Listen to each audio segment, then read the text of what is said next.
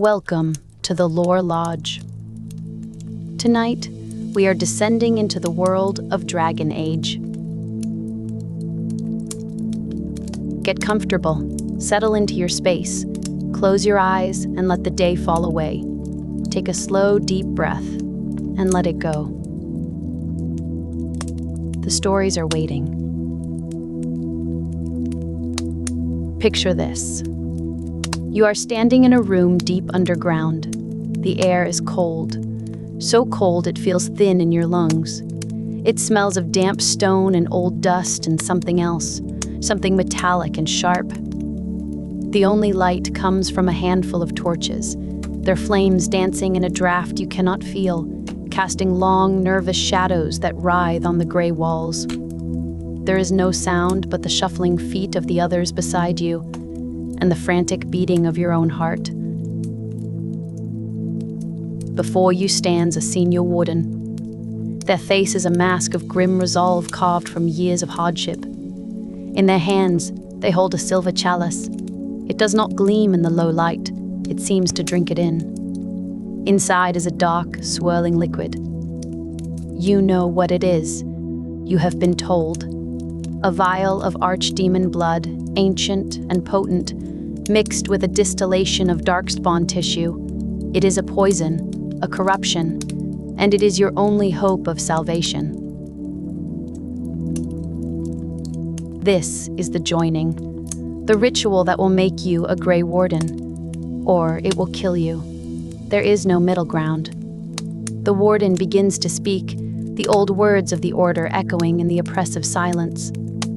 And as the chalice is passed towards you, you feel the cold weight of history settle upon your shoulders. The story of the Wardens, the story of the Blight, a story that begins, as so many do, with pride. Long ago, before the Chantry, before the kingdoms you know, much of the world was ruled by a single, vast power, the Tevinter Imperium. It was an empire built on magic. Its cities were wonders of impossible architecture, held aloft by spells.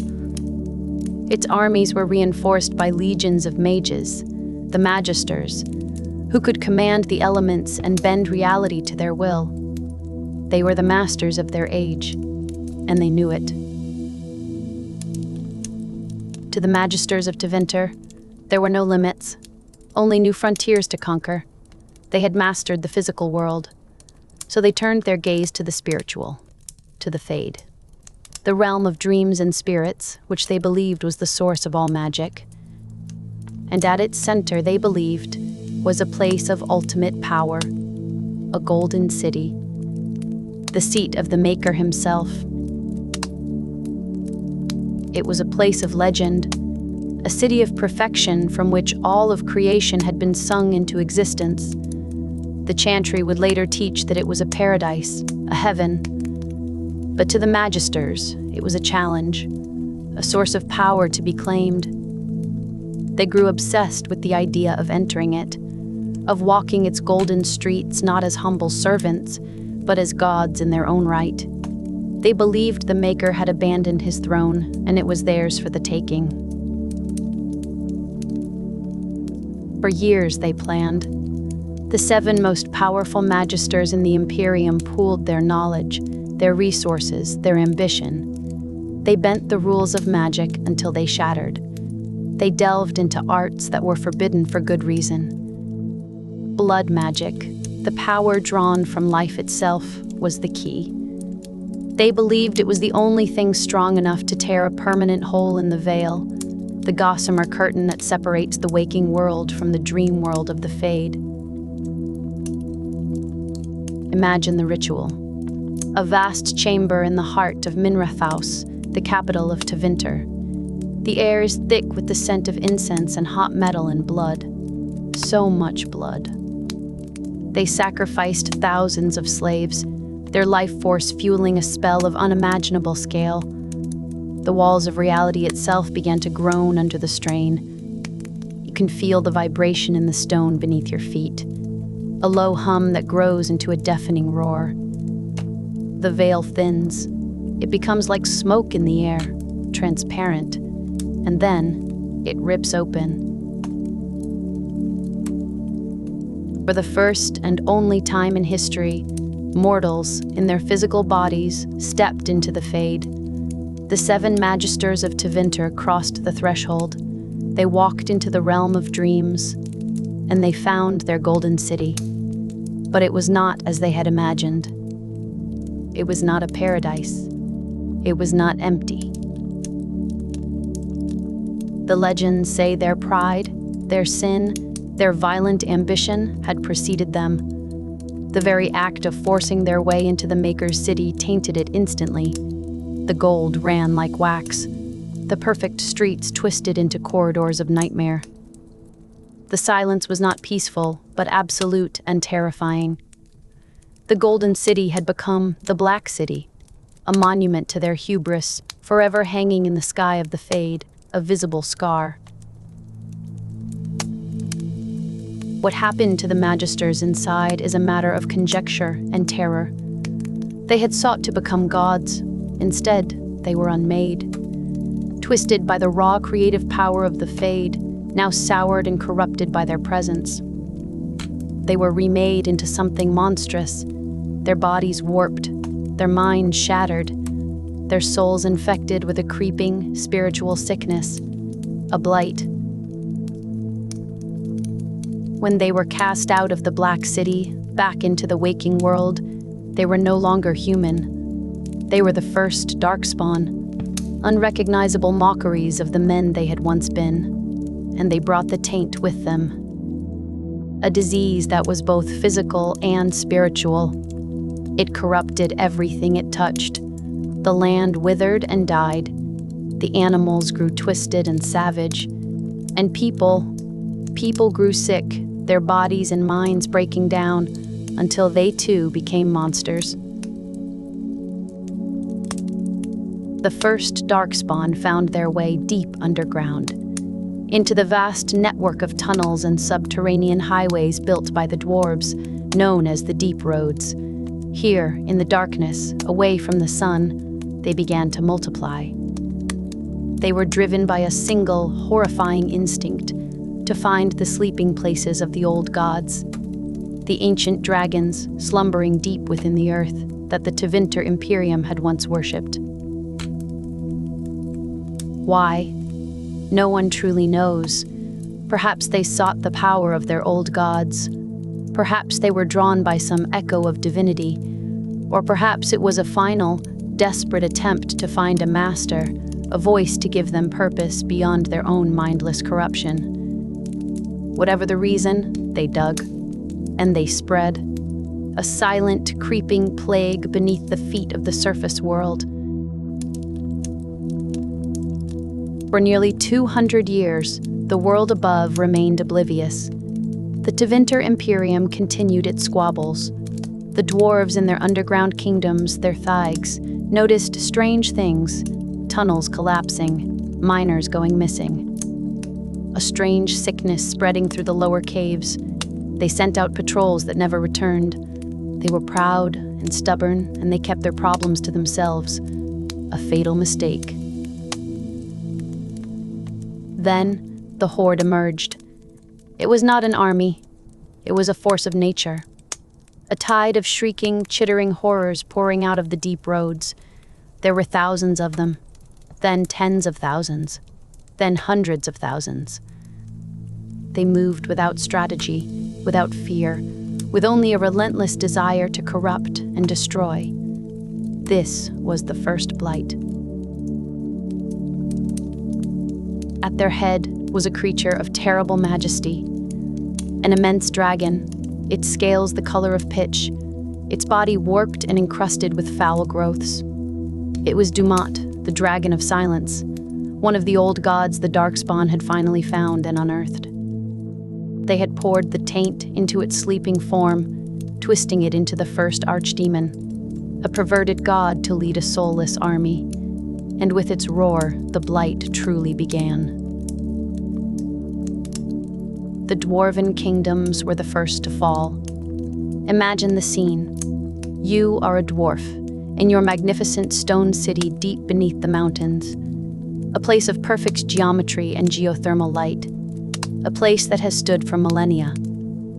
Your entire life has been lived with the comforting weight of a mountain above your head. It is the very definition of safety. Then comes the sound, a distant scratching. It grows louder. It becomes a chittering, a sound like a million insects scrabbling at the gates. The warriors go to fight. They are the finest infantry in the world, clad in heavy armor, wielding axes and shields. They hold the line for a time, but for every one darkspawn they cut down, 10 more take its place. They do not tire, they do not rout, they simply come. The taint spreads ahead of them. The water turns foul. The stone itself seems to sicken, growing a strange, veined corruption. People fall ill with a wasting sickness that drives them mad before it kills them. The defenders fall back. They seal the great gates. But the darkspawn do not need gates. They dig. They chew through the very rock. And eventually, they break through. One by one, the great thags of the Dwarven Empire were extinguished. Their lights went out. Their forges grew cold. The constant, comforting sound of hammers on anvils was replaced by an eternal, scratching silence. The deep roads, once the arteries of a vibrant civilization, became the exclusive domain of monsters. The Dwarven race was driven to the brink of extinction, a tragedy from which they would never truly recover. The Blight then spilled onto the surface. It was a wave of filth and death that crashed against the southern borders of the Tevinter Imperium. The Magisters, so proud and powerful, found their magic was of little use. These creatures were resistant to many spells. They were not a conventional army. They did not have supply lines to cut, or generals to assassinate, or morale to break. They were a plague, and the world was dying. For almost a century, humanity and the remaining dwarves fought a losing war. Generations were born and died knowing nothing but the endless fight against the darkspawn horde. Hope was a flickering candle in a hurricane. It seemed that the world was doomed to be swallowed by the taint. But in the darkest hour, a new idea was forged. A desperate, impossible idea. In the fortress of Weishaupt, high in the desolate, wind-swept mountains of the Anderfels, a group of soldiers gathered.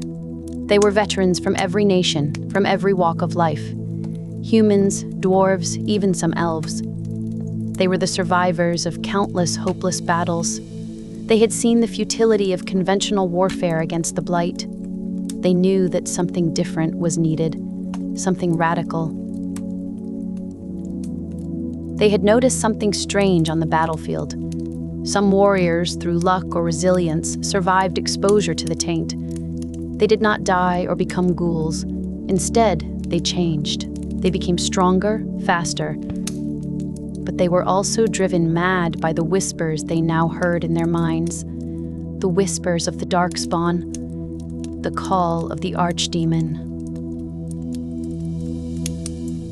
This small observation sparked a terrifying thought. What if the taint wasn't just a poison? What if it could be a weapon? What if, by willingly taking that corruption into themselves, they could gain an edge against the horde? It was madness.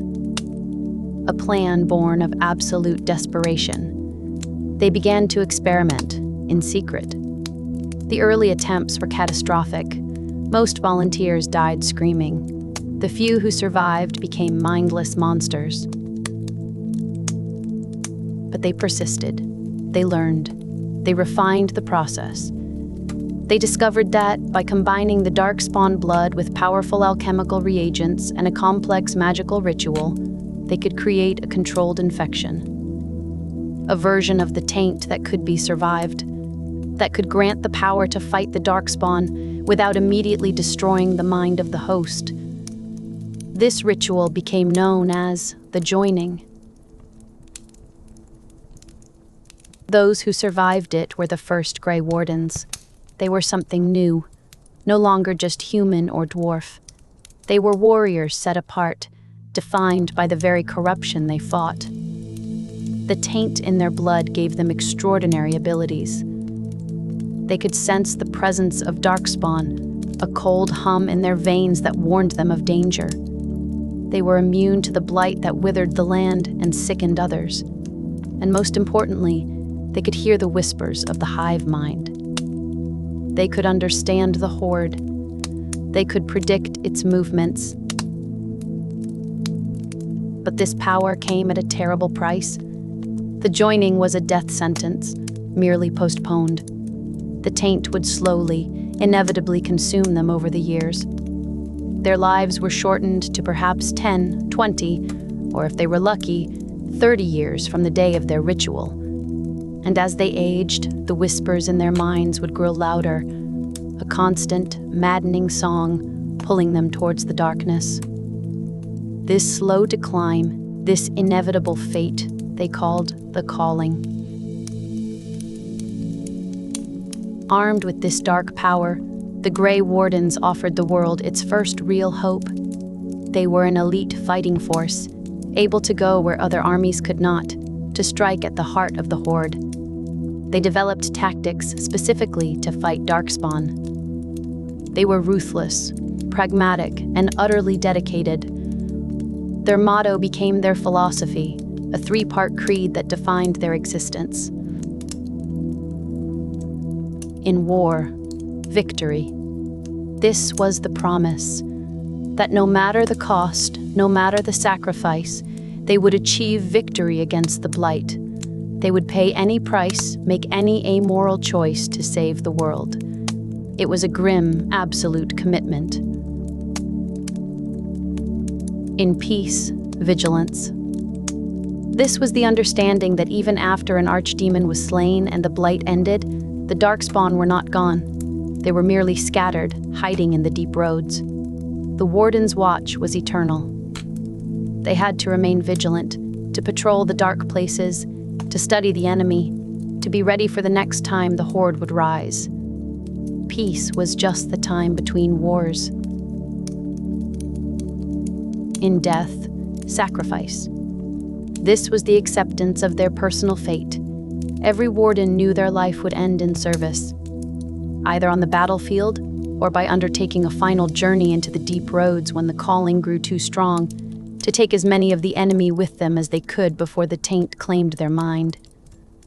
Their death was not a tragedy, it was their final duty.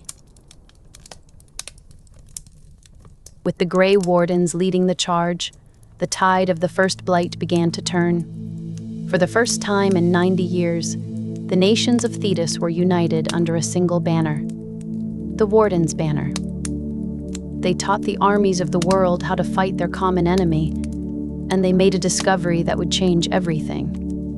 They learned that when an archdemon was killed by a normal soldier, its spirit would simply leap to the nearest darkspawn, and it would rise again. The Blight would continue. But if an archdemon was slain by one who carried the taint in their blood, a Grey Warden, the dragon's corrupted soul would be drawn to the taint within the Warden. With nowhere else to go, the soul would be destroyed along with the Wardens. A final, ultimate sacrifice. Only a Grey Warden could truly kill an archdemon, and in doing so, they would also die. At the Battle of the Silent Fields, after nearly 2 centuries of fighting, the first Blight ended. The combined armies of Thetis, led by the Grey Wardens, finally brought down the archdemon Dumont. The hero who struck the final blow, a sacrifice remembered in history, destroyed the dragon's soul and their own, ending the Horde's leadership. The Darkspawn, leaderless and broken, scattered back into the deep roads. The world was saved.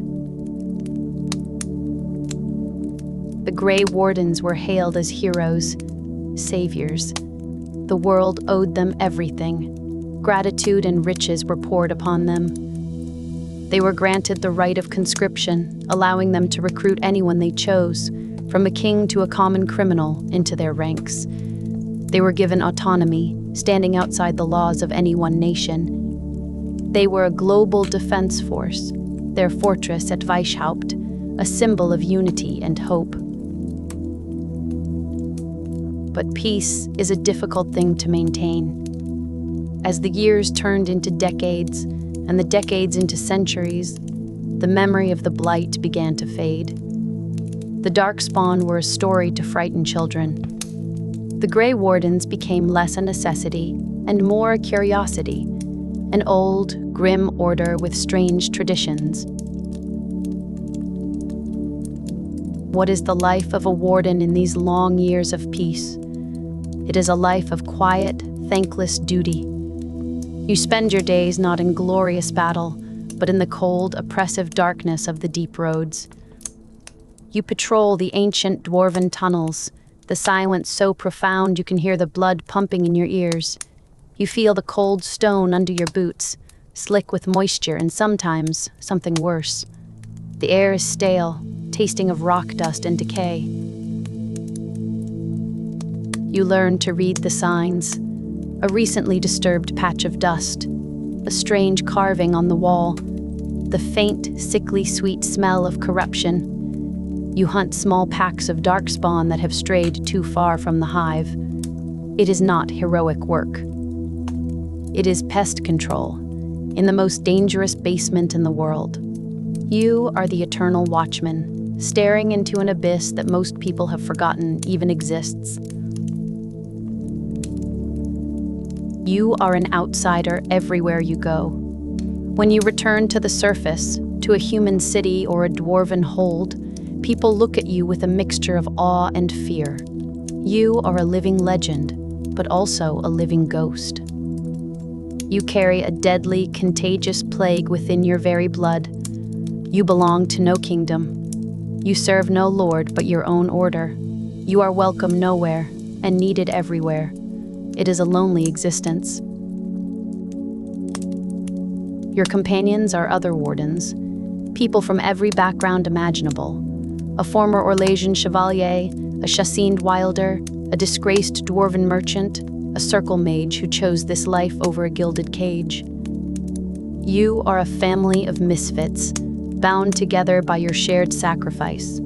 You train together, you patrol together, you share stories by the fire in lonely watchtowers. You know that you will watch all of them die, or they will watch you die. It forges a bond deeper than blood. And always, always, there is the taint. It is a constant presence, a low hum at the back of your mind. On good days, you barely notice it. On bad days, it is a headache, a feeling of coldness that has nothing to do with the temperature. And in your dreams, it whispers. The calling. At first, it is faint, a snatch of a song on the edge of hearing, a feeling of being pulled towards something deep in the earth. As you grow older, as the taint in your blood strengthens, the calling becomes more insistent. You begin to have nightmares, visions of twisting tunnels, of a great sleeping darkness. You hear the chittering song of the horde. It is the hive mind calling you to join it, to come home. This is the beginning of the end. All wardens recognize the signs. When the calling becomes too strong to ignore, when the nightmares leave you no rest, you know it is time. There is no sadness, only a quiet acceptance. You attend a small ceremony with your fellow wardens. They toast your service. They honor your sacrifice. And then, you put on your armor one last time. You take up your sword, and you walk into the deep roads alone. You do not look back. You follow the song in your blood. You walk deeper into the darkness than you have ever gone before. Your final duty is to take as many of the enemy with you as you can. To die fighting, before the taint erodes your mind and turns you into the very thing you have spent your life fighting. It is a good death, an honorable death. It is the final sacrifice. 400 years after the first Blight, the world had forgotten what true fear was. The Wardens were seen as relics. Their warnings about dwindling numbers and darkspawn activity in the deep roads were largely ignored. Kings and queens were more concerned with politics and borders than with ancient myths. And so, when the second Blight began, the world was caught unprepared. The archdemon Zazikel rose, and a new horde poured into the western nation of Orlais. It was a brutal, terrible war. The Grey Wardens, their numbers much reduced, were once again forced to rally a complacent world. It took nearly a century, but once again, they were victorious. The archdemon was slain, and the horde was scattered. And so the cycle continued. A few centuries of peace would pass. People would forget. The Warden's influence would wane. They would be seen as a drain on resources, a grim reminder of a past best left buried. Then, a new archdemon would rise.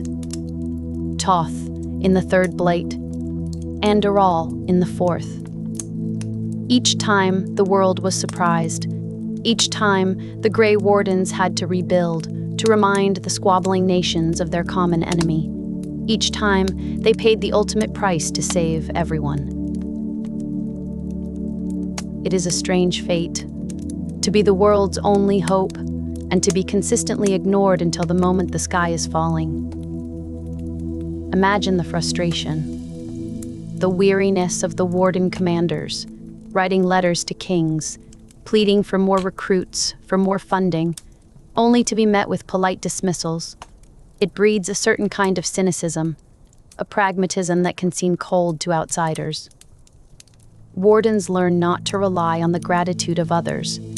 They rely only on themselves.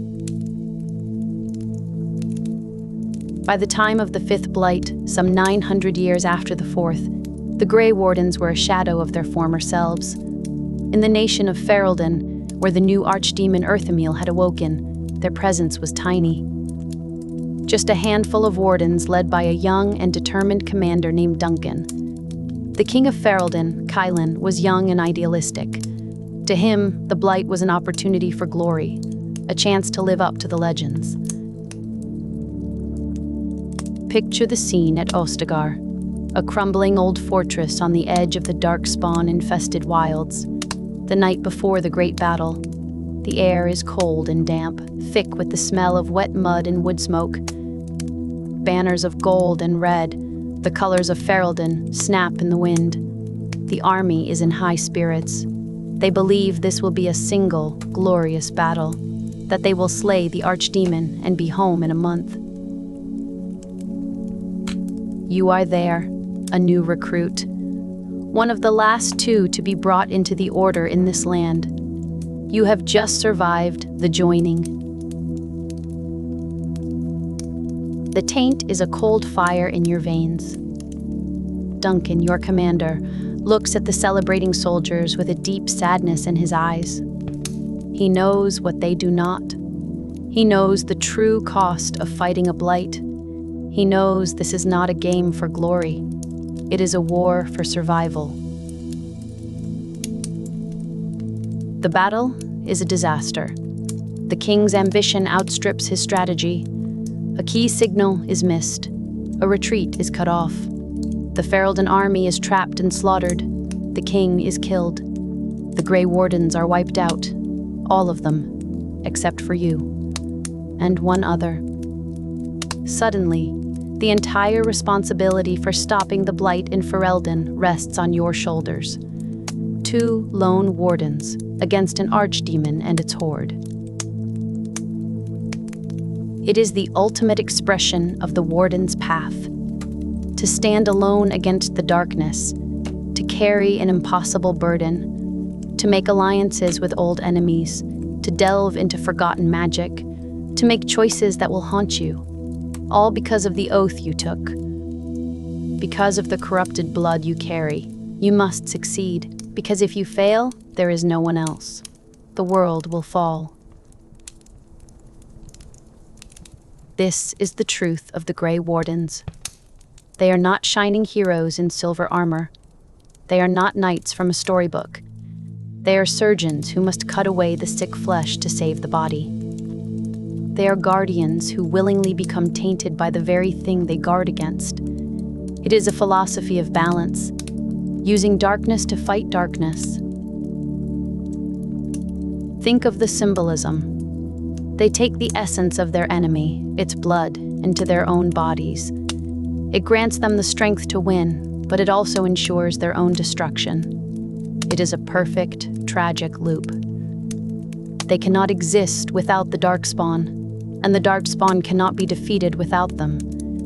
They are two sides of the same ancient coin, locked in a dance of destruction and sacrifice that has defined the history of the world. Their history is one of fading glory and renewed purpose. They are at their strongest when the world is at its weakest, and they are all but forgotten when the world is at peace, a silent, brooding presence on the edge of civilization. A reminder that the darkness never truly goes away. It only sleeps. And the Grey Wardens are those who have volunteered to stay awake and watch over its troubled dreams. So when you imagine a Grey Warden, do not just picture a warrior. Picture a survivor. A person who has looked into the abyss and willingly taken a piece of it into themselves. Someone who has sacrificed their future, their peace of mind, their very soul, for a world that may never even remember their name. They stand on the wind-blasted walls of ancient fortresses. They walk the silent, haunted tunnels beneath the earth. And they listen, always listening for the song that will one day call them home. In war, victory. In peace, vigilance. In death, sacrifice. The words echo down through the centuries, a promise made in desperation, a creed kept in blood, and a vigil that will never, ever end. But the grand histories and the tales of heroic charges tell only half the story. They speak of the blights ended, but not of the price paid by each soul who takes the oath. For you, as a warden, the greatest battle is not fought on the field with a sword in your hand. It is fought in the quiet chambers of your own mind, against the very taint that gives you your strength. This is the promise that lies at the heart of the joining. The slow, inevitable corruption of the self. You feel it now. A faint hum beneath your skin. A quiet counter-melody to the rhythm of your own heart. It is a connection to the hive mind of the Darkspawn. A dark song that allows you to sense your enemy, but one that will, in time, consume the singer. This slow decline has a name. It is the calling. It does not come as a sudden madness, but as a whisper on the edge of hearing. At first, you dismiss it as the wind in the eaves of the keep, or the ringing in your ears after a battle. But it grows. A persistent, lyrical murmur that pulls your thoughts towards the deep places of the earth, towards the sleeping old gods who dream their vengeful dreams. The dreams become more vivid. You walk through caverns of glittering lyrium, the air thick with the scent of damp stone and something ancient. The song of the archdemon becomes clearer, a lullaby of corruption promising an end to struggle. To your fellow wardens, you might seem withdrawn, quieter, your gaze fixed on a distance they cannot see. They know the signs. They have seen them in countless comrades before you. They will not stop you. They will simply give you a nod of respect. A silent farewell. And so, when the song becomes too loud to ignore, you will embark on your final duty. Your last patrol. You gather your old armor, its surface scarred with the marks of 100 battles. You take up your shield and your sword, not for a glorious last stand, but for a quiet, solitary walk. You descend into the deep roads, the darkness wrapping around you like a familiar cloak. There is no ceremony, no audience, just the crunch of your boots on loose rock and the ever-loudening symphony in your blood. This is not an act of surrender, but one of ultimate defiance. You carry your corrupted body, your knowledge, and your remaining will into the heart of the enemy's territory. You will take down as many as you can before you fall. A final, anonymous gift to the world you fought so hard to protect. Every Grey Warden in history has either died in battle or walked this lonely path. It is the silent, unwritten final chapter of every Warden's tale. Their names will not be carved on monuments. Their final deeds will not be sung by bards in taverns. Their sacrifice is a quiet, steady thing. A stone dropped into a deep well, the ripples spreading out unseen to shore up the foundations of the world. This is the true meaning of your vow: to stand between the darkness and the light, and to become a little of both in the process. You are not a shining hero of pure heart. The very nature of your power forbids it. You are gray. You make the hard choices others cannot. You sacrifice parts of your soul, piece by piece, so that others may keep theirs whole. You stand now on the cold battlements of a remote fortress, perhaps adamant or Weishaupt itself. The wind is sharp, carrying the scent of pine and distant snow. Below, the world sleeps under a blanket of stars, blissfully unaware of the watch you keep. The taint within you is a quiet hum, a familiar presence. It is the ghost at your shoulder, the constant reminder of your purpose and your fate. And in this profound stillness, you find a strange kind of peace, the peace of knowing your place in the world. You are a shield, a silent guardian. You are a Grey Warden. And your watch will not end until you answer the final calling and walk into the welcoming dark. But for now, there is only the night, and the quiet, steady beat of your own heart. For now, there is peace. Picture yourself on a balcony of black marble. You're high up. So high the clouds feel like neighbors, and the city below is a tapestry of shimmering lights woven against the dark sea. You are in Minrathaus, capital of the Tevinter Imperium, the oldest, most powerful, and frankly, most arrogant human nation in all of Thedas. Below you, the streets are alive, even at this hour. Miguelites flicker like captured stars. The air is thick with the scent of salt from the waking sea, mixed with the sharp tang of ozone, a telltale sign of magic on the wind. This city breathes power. From this height, you can see the grand structures that defy gravity. Towers that float in midair, tethered to the earth by nothing but the will of the magisters who built them. You can feel a low hum, a vibration coming up through the stone beneath your feet. It's the lifeblood of the city, lyrium. The raw stuff of magic, flowing through Minrathaus like a current. This is the heart of an empire that once spanned the continent. An empire built on a promise that magic wasn't a curse to be feared, but a gift to be mastered. A tool to shape the world into a paradise of order and beauty. But every promise has a price. And the price Tevinter paid cast a shadow that lingers to this day. Tonight, we'll trace the story of that empire, from its defiant birth to its golden age of unimaginable power, from the terrible sin that broke the heavens to the long, slow decay that followed. This is the story of Tevinter, a story of ambition and pride, of genius and of madness. To understand the Imperium, you have to understand the world before it, a world of scattered, fractured human tribes, newcomers to Thedas. They weren't the ancient elves with their graceful cities and potent magic, nor were they the dwarves locked away in their mountain kingdoms. They were just people, nomads and farmers fighting for survival. Imagine the plains of a younger Thedas. The air is cleaner, fresher. The forests are deeper and darker, Your tribe, the Naromenians, huddles around a fire. Its flickering light pushes back a darkness filled with unknown creatures and rival clans. Life is hard and short. Your dreams are practical. A good harvest, a strong winter shelter, the survival of your children, the idea of an empire, of a city that touches the sky, that is a fantasy beyond comprehension. Then, things begin to change. Among your people, some are born with a strange gift. They can command the elements, heal the sick with a touch, see glimpses of the future in the flames.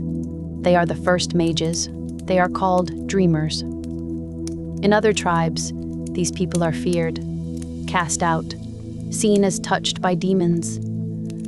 But among the Naromenians, a different idea takes hold, a radical idea. What if this power isn't a curse? What if it's a blessing, a tool given to humanity to lift itself from the mud? This idea is championed by a man named Thalcian, a prophet, a dreamer of immense power. He sees a future not of scattered tribes, but of a unified human nation. A nation led by its wisest and most powerful, its mages. He preaches a vision of a world where humanity no longer serves gods or spirits, but becomes the master of its own destiny. His words catch like fire on dry grass. The tribes unite under his banner. The dream of Tevinter is born. They build their first city not with mud and wood, but with stone and magic. They call it Minrathaus. It is a declaration, a statement of intent to the older races of the world that humanity has arrived. The early Imperium is a place of incredible discovery. The mages, now called magisters, form a ruling council, the magisterium. They delve into the secrets of the Fade, the realm of spirits and dreams. They learn to draw power from lyrium, a mineral that sings with magical energy. They build roads that span the growing empire, aqueducts carrying fresh water for hundreds of miles, libraries holding the knowledge of a generation of geniuses. You can feel the optimism in the air then, a crackle of pure potential. Imagine walking the halls of a new academy in those early days. The air smells of old parchment and heated metal. Students practice weaving threads of light between their hands. Archways are carved with runes that hum with contained power. There's a genuine belief here that no problem exists that cannot be solved with enough intellect and enough magic. But this rising sun casts a long shadow. To the south lies the ancient kingdom of the Elves, Elfhenan. A civilization that has forgotten more about magic than humanity has yet learned. The Elves are graceful, immortal, and they look upon the burgeoning human empire with a mixture of curiosity and disdain. To the magisters of Tevinter, Elfhenan is both a rival and a prize. They covet the elves' knowledge, their magical artifacts, their ancient lands. They see the elves as stagnant, relics clinging to their forests while humanity reaches for the heavens. Pride turns to aggression. Skirmishes on the border escalate into open war. The war between Tevinter and Elfhenan lasts for centuries, a conflict of unimaginable scale. A clash of two magical superpowers. The elves fight with the grace of the wind and the fury of the storm. Their archers can pin a fly to a tree from 1,000 paces. Their mages can sing the forest into a labyrinth to confuse invading armies. But Tevinter has something the elves have lost: ruthless ambition. They don't want to live in harmony with the world, they want to conquer it. Their magic isn't subtle or graceful. It is brutal, direct. They raise legions of soldiers, forge weapons of enchanted steel, and develop battle magic that can level entire forests and boil rivers in their beds. Imagine you are a soldier in the Tevinter legions, marching south. The air is humid, thick with the smell of unfamiliar blossoms and damp earth. The elven forests are a wall of green, silent and watchful. You know that feeling of being watched? It's constant here. Arrows appear from nowhere. The ground itself seems to shift and turn against you. It's a terrifying way to fight. But then the magisters arrive. They ride on constructs of metal and stone, animated by bound spirits. They raise shields of shimmering energy that deflect elven arrows like rain. They call down fire from the sky that turns ancient woods to ash. It is terrifying in a different way. It is the power of a raging god unleashed. The turning point comes with the fall of Arlathan, the capital of Elfhanan, a city said to be built from living trees and pure light. Its location is a closely guarded secret, but Tevinter is patient. Through espionage, torture, and powerful scrying rituals, they find it. The assault on Arlathan is the stuff of grim legend. The Magisters unleash their full power, using magic that would later be forbidden. Blood magic. They twist the very laws of nature. The sky above Arlathan is said to have turned black with swarms of insects. The rivers ran with blood before a single soldier had died. They sundered the earth and sank entire districts of the beautiful city into the ground. The elves fight with the desperation of a people defending their very soul. It is not enough. Arlathan falls. Tevinter doesn't just conquer the city, it erases it. In an ultimate act of hubris, the Magisters physically sink the entire metropolis beneath the earth. A final, brutal statement. Your time is over. Ours has begun.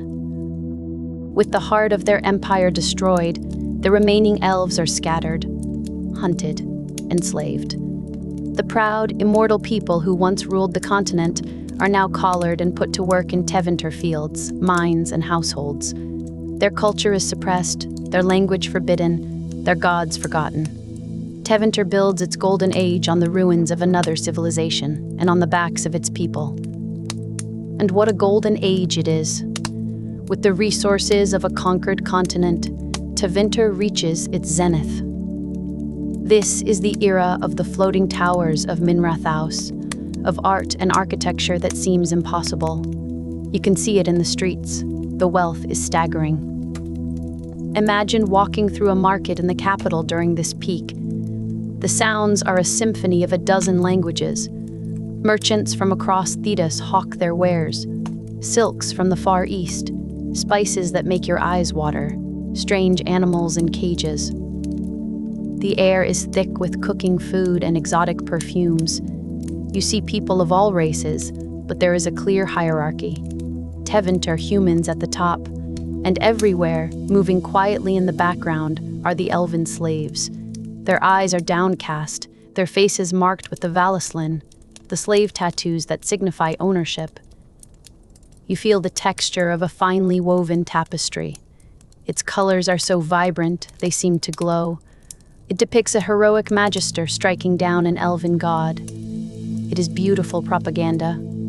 The story the Imperium tells itself, that they are civilizers, bringing order to a savage world.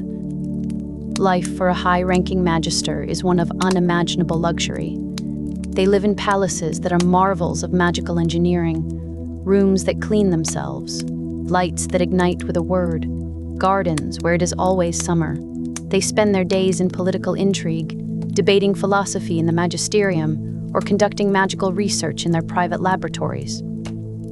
They have slaves for every task. Slaves to cook, to dress them, to carry them through the streets. This complete reliance on slave labor creates a society of incredible intellectual achievement, but also of deep moral decay. Cruelty becomes commonplace. The life of a slave is worth less than a prized bottle of wine. This rot, at the heart of the Imperium, is a poison that will slowly but surely spread. While the Magisters reach for ever greater heights of power, they also have a spiritual side. But they do not worship a benevolent maker like the later Chantry. They worship the old gods. These are not gentle deities. They are ancient, powerful dragons, sleeping deep within the earth. To the Magisters, these dragons are not gods to be obeyed, but sources of power to be understood and appeased. They build vast temple complexes in their honor.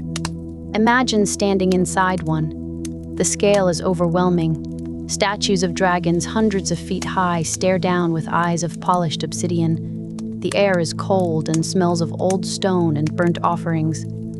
Priests in dark robes chant in a language that makes the air vibrate. It is a religion of power for a people who worship power above all else. It is this faith and this unquenchable ambition that leads to the Imperium's greatest and most terrible act. The Magisters look at their world and see that they have conquered it. So they turn their eyes upward, to the heavens, to the Fade. The center of the Fade, as all dreamers know, is the Golden City, the throne of the Maker, or so it is believed, a place of perfect, unchanging beauty, a paradise. No mortal has ever set foot there. The way is barred. But the Magisters of Tevinter are not like other mortals. The word impossibles is a challenge, not a barrier. A faction of the most powerful high priests of the old gods forms a plan of such staggering audacity it borders on madness. They will not just visit the Golden City. They will enter it physically. They will claim it for themselves. They will usurp the throne of heaven and become gods. They are 7. The Magisters, sidereal. Their names are still whispered in horror and fascination thousands of years later. Dumat, Zazikal, Toth, Andoril, Earthamil, Razikale, and Lusakan. These are not just powerful mages. They are the most brilliant minds of their generation. Arrogant, yes, but also geniuses. They spend decades preparing, gathering knowledge from the deepest vaults, consulting with spirits and demons, creating rituals that twist the fabric of reality itself. Their plan requires a staggering amount of power, more than any group could normally muster. They need a focal point, a sacrifice of immense scale. The ritual will require 2/3 of the entire Empire's lyrium supply, and it will require blood. The blood of thousands of slaves. A river of life to carve a path into the realm of spirits. Imagine the night of the ritual. You stand on a remote hilltop, overlooking the temple where the ceremony takes place. The moon is hidden.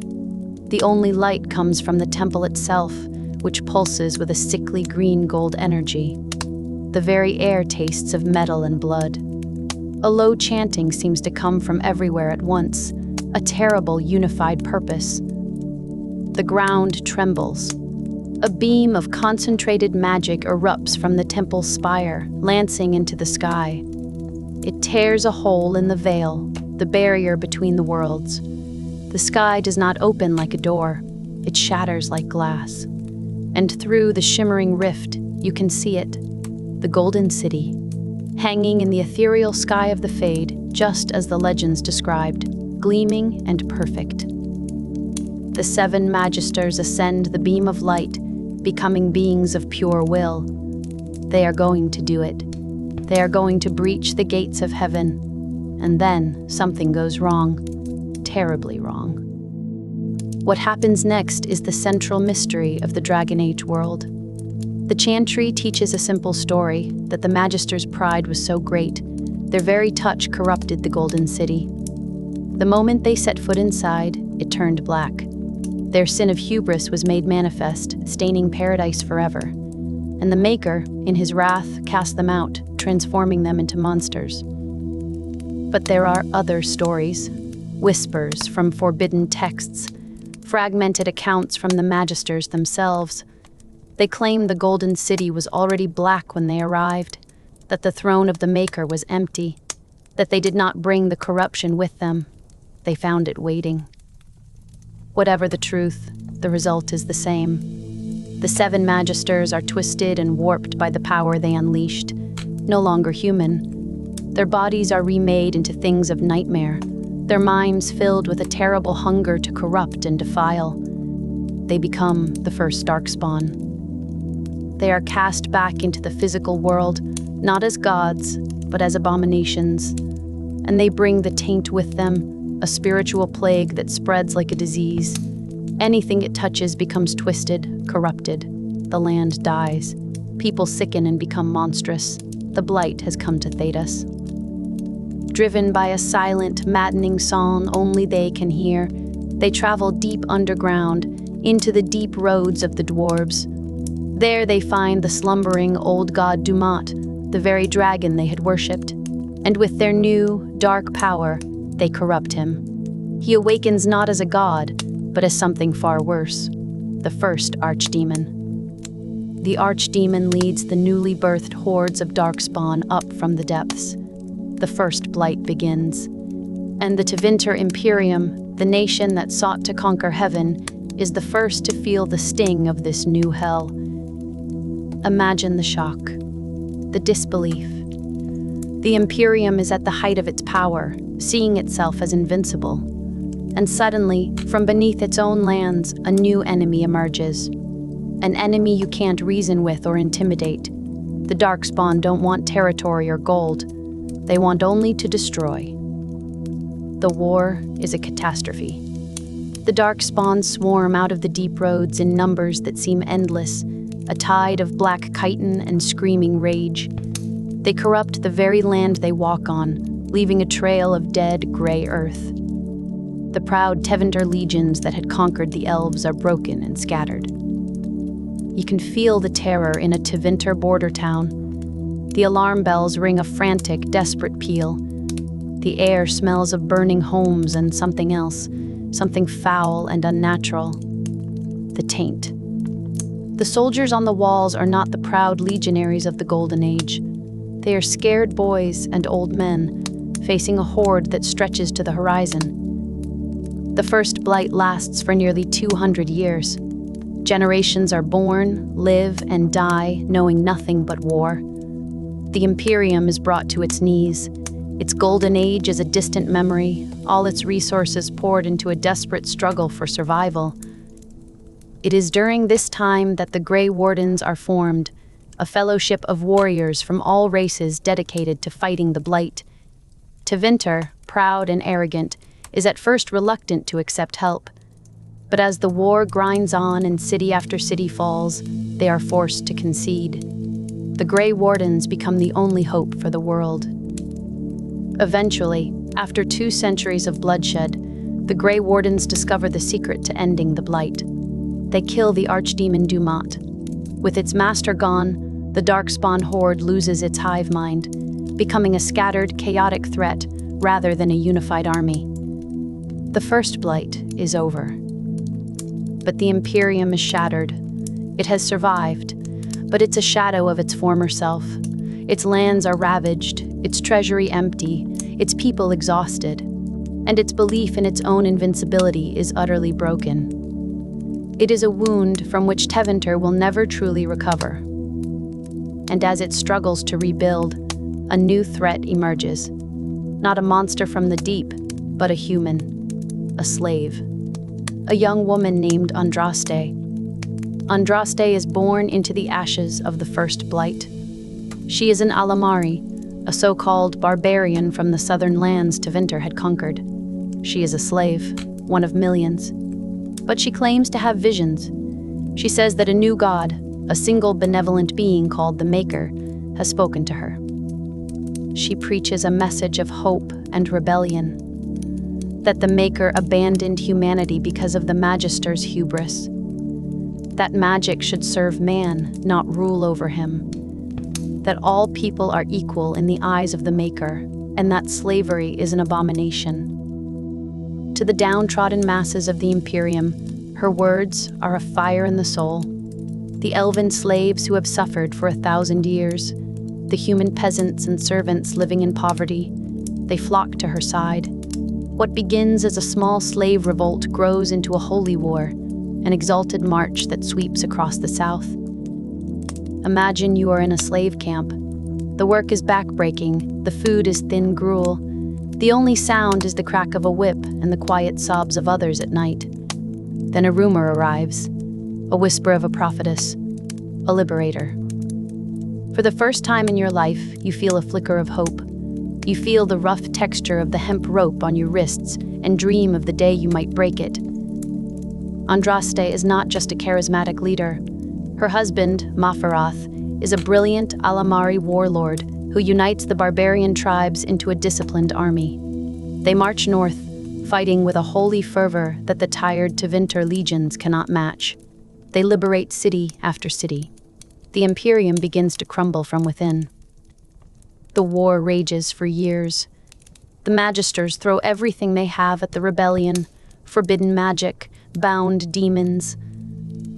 But Andraste's army cannot be stopped. They march all the way to the gates of Minrath House itself. The Imperium is on the verge of collapse. The Archon at the time, a man named Hessarian, sees the writing on the wall. He could fight to the last man and see his beloved Imperium burned to the ground. Or he could find another way. Andraste's own husband provides the opening. Meferath has grown jealous of his wife's power. He sees that even if they win, he will always be in her shadow. He secretly contacts Archon Hessarian. He will betray Andraste in exchange for a kingdom of his own in the south. Andraste is captured. She is brought to Minrath House not as a conqueror, but as a prisoner. She is put on trial for heresy. The Magisters demand she renounce the Maker. She refuses. She is sentenced to death, to be burned at the stake. On the day of her execution, a vast crowd gathers. Imagine the scene. The smell of wood smoke and the nervous sweat of the crowd. Andraste is tied to the stake. The flames are lit. But then, something remarkable happens. Archon Hessarian, moved by her courage and perhaps a pang of guilt, steps forward. He draws his sword, and in an act of mercy, ends her suffering with a single, clean strike. He then turns to the crowd and converts to her faith on the spot. This act sends shockwaves through the Imperium. The war ends not with a bang, but with a fractured peace. The southern half of the Imperium, where Andraste's faith is strongest, breaks away. It will become the nation of Orlais and the heartland of the new religion, the Chantry. Tevinter keeps its northern territories, but it is now half its former size. The Archon's conversion creates a schism, with a new imperial Chantry forming that pays lip service to Andraste, but still allows mages to rule. Andraste becomes a martyr, a symbol. Her death achieves what her life could not, the complete transformation of the world. The Tevinter Imperium is no longer the undisputed master of Thedas. It is just one power among many. A wounded giant, watching its former territories grow strong under the banner of a faith born in its own slave pens. The centuries that follow are ones of slow decline and constant conflict. The Imperium is a cornered beast, surrounded by enemies who despise its magical society and its history of slavery. The Chantry in the south declares holy war after holy war, exalted marches trying to liberate the north. And then a new enemy arrives from across the northern ocean, the Qunari. The Qunari are unlike any foe Tevinter has ever faced. They are not a nation, but a philosophy. The Qune, a rigid doctrine of absolute order where every individual has a set purpose. They are a society of perfect, unthinking unity, and they see the chaotic, magic-wielding, individualistic society of Tevinter as the ultimate expression of corruption, Their invasion is swift and brutal. They land on the island of Parvalan and conquer it almost overnight. Then they cross to the mainland. The wars between the Qunari and Tevinter last for centuries, a grinding, bloody stalemate. The Qunari's iron discipline and advanced technology are a match for Tevinter's powerful magic. Neither side can gain a decisive advantage. Imagine a battlefield on the coast of northern Tevinter. The air is cold and damp with sea spray, smelling of blood and the black powder the Qunari use. On one side are Tevinter legionaries, their armor etched with glowing runes, their mages calling down lightning. On the other, the Qunari, tall, horned figures in silver armor, moving with perfect synchronicity. They do not shout or scream. They fight in an eerie silence, broken only by the devastating boom of their cannons. It is a clash of two worlds, two completely alien ways of thinking. These endless wars drain the last of Tevinter's strength. Its borders shrink. Its wealth is spent on armies. Its people live under constant threat. The golden dream of Thalcian is a forgotten fairy tale. Survival is the only dream left. And so we return to the present. Back to your balcony, high above Minrathous. The city is still here. The Imperium still stands. That, in itself, is a testament to its resilience. But it is a faded power, a relic. You look down at the city lights, still the largest city in Thedas, still a center of learning and magic. But the confidence is gone, replaced by paranoia.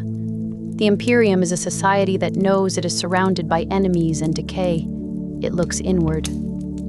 The ruling magisters, the descendants of the great houses of old, are locked in a constant struggle for power.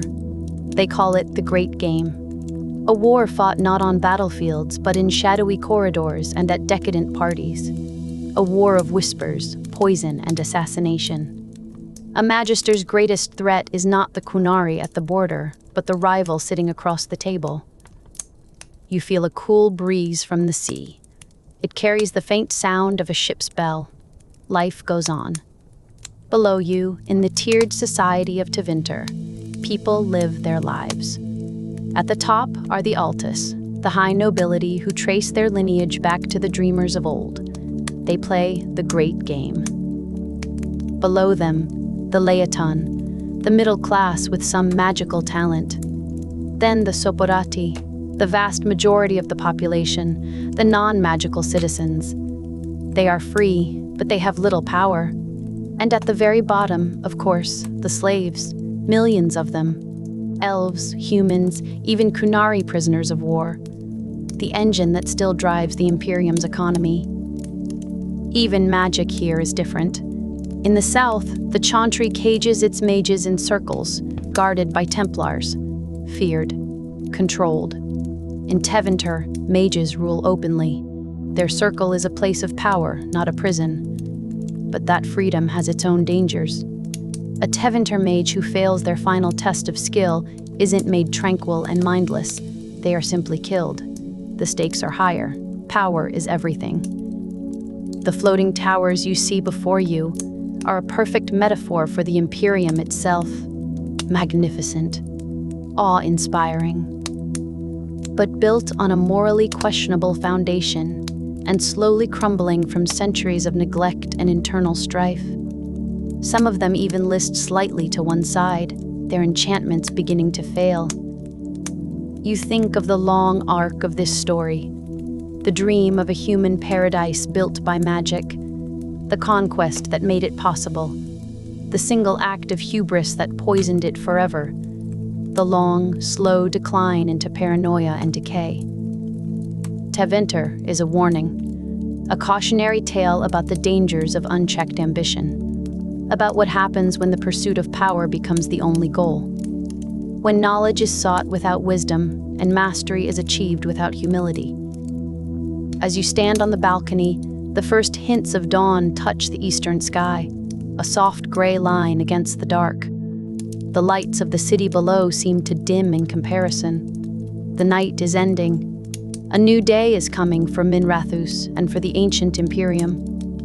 But whether that day will bring renewal or the final twilight remains to be seen.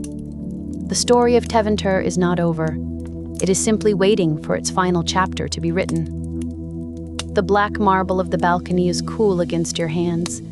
You take one last look at the sleeping city, and you feel the immense weight of its history. The ghosts of magisters and slaves, prophets and monsters are all here, watching and waiting from the shadows. Let the world outside soften. Let the edges of your day begin to blur. Your body is heavy now, sinking softly into the surface beneath you. And your mind is beginning to drift. It is a pleasant feeling. A gentle unmooring from the shore of the waking world. You are sailing out into the quiet sea of sleep. Imagine that sea has a name. Imagine that every dream you have ever had was a visit to a real place.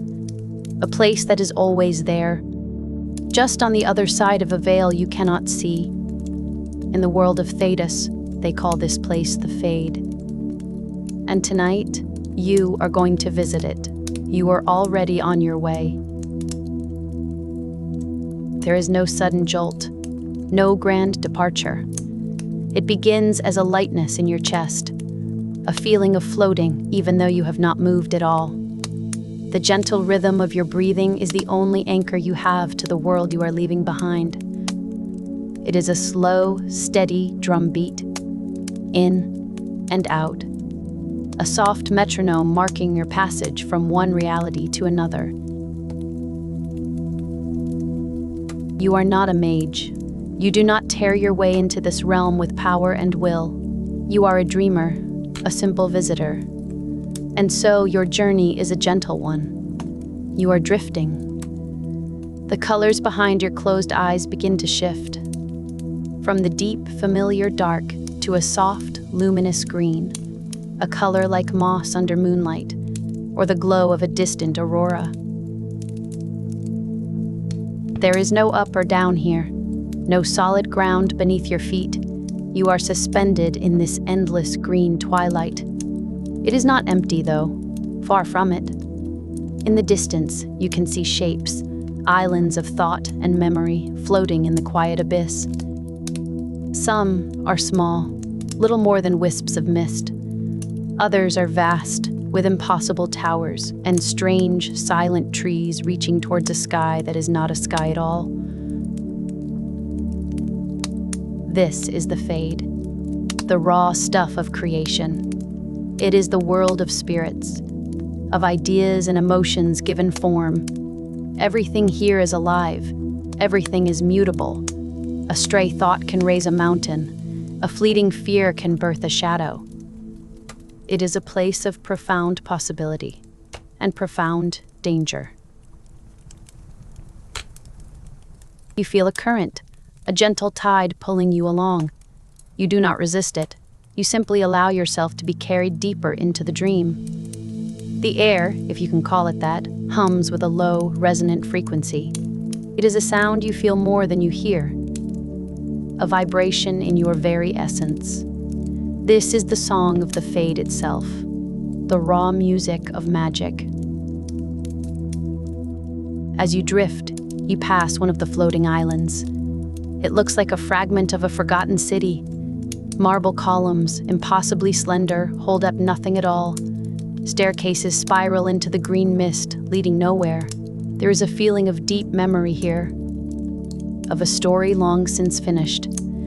You feel a faint echo of what happened in this place, a whisper of pride, a hint of sorrow. The Fade remembers everything, even the things the waking world has forgotten. There is no temperature here in the way you understand it. You do not feel cold or warm. Instead, you feel resonance. The island of sorrow felt cool, like a shadow passing over the sun. But ahead, you feel a gentle warmth, a soft, inviting glow. You are drifting towards a source of light in the endless twilight. As you get closer, you see that the light is coming from a being, a creature made of pure, shimmering energy. It has a vaguely humanoid shape, but it is not solid. It is a collection of dancing lights and soft, flowing ribbons of color. It turns its attention to you, and you feel a wave of complete and utter peace wash over you. There is no judgment here, only acceptance. You are in the presence of a spirit of faith. It does not speak in words. It communicates in feelings, in pure concepts. It offers you a sense of certainty, a feeling that everything is exactly as it should be. It is not a blind faith, but a deep, knowing trust in the flow of the universe. The green mist around the spirit solidifies. It takes on the shape of a beautiful, walled garden, a place of perfect order and tranquility. The spirit is shaping the Fade around it with the sheer force of its nature. This is the truth of the Fade. It is a realm of concepts, of emotions. The spirits here are not ghosts of the dead.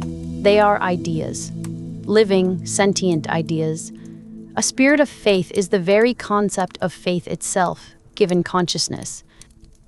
A spirit of compassion is the living embodiment of kindness. They are drawn to those same emotions in the waking world, like moths to a flame. You linger in the garden for a time that has no meaning. Time does not flow here in a straight line. There is only now. The spirit shows you images, not of the future, but of moments of profound trust from across the ages. A soldier trusting their shield. A child trusting a parent. An artist trusting their vision. Each image is a perfect, crystalline moment, held forever in the dream. You feel a sense of gratitude towards the spirit. You project this feeling outwards, and the spirit seems to brighten in response. It has shared its nature with you, and you have responded in kind. This is the dance of the fade. A constant exchange of emotional energy. With a final, warm pulse of light, the garden dissolves, and the spirit fades back into the green twilight. You are drifting once more. The current carries you on. You feel a sense of curiosity. Where are you going? The question itself seems to alter your path. The fade responds to your intent. You see another light ahead, but this one is different. It is not a steady glow, but a playful, flickering spark. It darts and weaves through the mist, leaving trails of golden light in its wake. As you approach, you feel a sense of lightness, a bubbling up of joy and inspiration. You are near a spirit of hope. It zips around you like a hummingbird made of laughter and sunlight. It does not offer the quiet certainty of faith, but the thrilling possibility of what could be. It shows you images not of what is, but of what might be. A seed pushing through hard earth. A ship setting sail for an unknown shore. A single candle held against an overwhelming darkness. The spirit's energy is infectious. It makes you feel creative. You find yourself idly thinking of a piece of music, and for a moment, you can hear it. A phantom orchestra playing your composition in the mists of the fade. You think of a painting, and the colors streak through the air before you, a temporary masterpiece born of a whim. This is why mages are so drawn to this place. In the waking world, magic is difficult. It requires discipline and control. It is like forcing a river to flow uphill. But here, in the fade, magic is like breathing. Thought and reality are one and the same. To think is to create. It is a seductive, intoxicating freedom. The spirit of hope dances with you for a while, sharing its boundless optimism. But it is a fleeting creature. It cannot stay in one place for long. With a final, cheerful flicker, it shoots off into the distance, a tiny star disappearing into the green infinity. The phantom music fades, and the colors of your painting dissolve back into the mist. You are left with a lingering feeling of warmth and potential. The spirits you have met so far are benevolent. They are drawn to positive emotions. They seek to strengthen and nurture those same feelings in mortals. They are the better angels of our nature, given form in the world of dreams. But not all emotions are so simple. Not all spirits are so benign. The fade is a mirror. It reflects everything. The good, the bad, and the terribly, terribly complicated. And as you drift further, the landscape begins to change. The soft green twilight deepens. It takes on a darker, more bruised tone. The gentle hum in the air is joined by a discordant note. Something is wrong here. The floating islands are different too. They are no longer places of serene memory. They are jagged and broken. You see a fortress, but its walls are crumbling, and you feel an echo of profound betrayal. You see a library, but the books are all burned, their knowledge turned to ash. You feel a sense of lingering despair, a coldness that seeps into you. Ahead, you see another figure, but this one does not glow with inner light. It seems to absorb the light around it, a hole in the fabric of the dream. It is hunched and still. As you get closer, you feel a wave of crushing apathy, a desire to simply stop, to cease all effort, to give up. You are in the presence of a demon. Specifically, a sloth demon. But the word demon is a mortal invention, a label for something they fear. This creature was not born evil. It was once a spirit. Perhaps a spirit of purpose or of peace, but something twisted it. Its core concept became corrupted. The desire for peace became a desire for absolute stillness, for nothingness. Purpose became pointlessness. It is a record stuck on a single, terrible note. The demon does not attack you. It does not need to. Its very presence is an attack. It radiates an aura of utter futility. Why continue? Why strive? Why dream? It whispers these questions not in your ears, but directly into your soul. It is a heavy, leaden feeling, a spiritual exhaustion. Your limbs, which have no substance here, suddenly feel impossibly heavy. You remember the spirit of hope, the feeling of potential, the joy of creation. You hold onto that memory. It is a tiny flame against a suffocating blanket of gray. You focus on your breathing, the slow, steady rhythm that connects you to the waking world. In and out. It is an act of will, an act of defiance against the crushing apathy. The demon seems to recoil slightly from your focus. It is not used to resistance. It feeds on despair, on the quiet surrender of the will. Your simple refusal to give in is like a sour taste to it. It wanted an easy meal. You are not one. With a sigh of pure entropy, the creature dissolves into a cloud of gray dust, scattering into the corrupted mist. The oppressive feeling lifts, but you are left shaken. You understand now. A demon is just a spirit that has become obsessed. A spirit of rage is a perversion of a spirit of valor. Its sense of justice has lost all proportion, becoming a burning, indiscriminate fire. A pride demon was once a spirit of wisdom, but its knowledge curdled into arrogance, a refusal to ever be wrong. They are not evil in the way a mortal can be evil. They do not choose to cause harm out of malice. They are simply acting out their single, twisted nature to its most extreme conclusion. A rage demon cannot choose to be calm. A sloth demon cannot choose to be motivated. They are trapped in a prison of their own making. It is a profoundly sad existence. This is the great danger of the Fade. These corrupted spirits are desperate to escape their prison. They crave the waking world, with its vibrant emotions and sensory experiences. They whisper to mages, promising power, knowledge, freedom. They offer a shortcut to greatness. All they ask in return is to be let in, to share a body, a partnership. But it is never a partnership. The demon's singular obsession always wins. It consumes the mortal host, twisting their body into a monstrous form, an abomination, a walking nightmare. A tragedy for both the mortal and the spirit, locked in a destructive embrace. This is why the Chantry fears mages.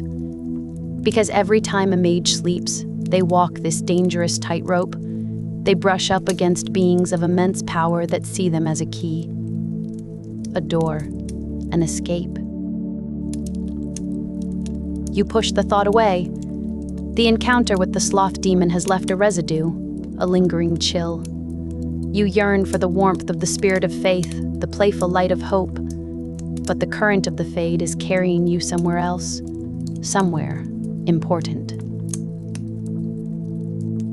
You look up, or what passes for up in this place, and you see it. It has been there all along, at the very edge of your perception. A city, a vast, sprawling metropolis, hanging silently in the very center of the fade. But it is wrong, terribly wrong. It is black, a city of pure, lightless night. The towers and spires are sharp, jagged things that seem to tear at the green sky around them. No light escapes it, no sound emanates from it. This is the Black City, the eternal, silent heart of the fade. All dreamers see it. Some see it as a distant star. Others, a foreboding shadow on the horizon. But it is always there, the one constant in a realm of infinite change. As you drift closer, the gentle hum of the fade dies away.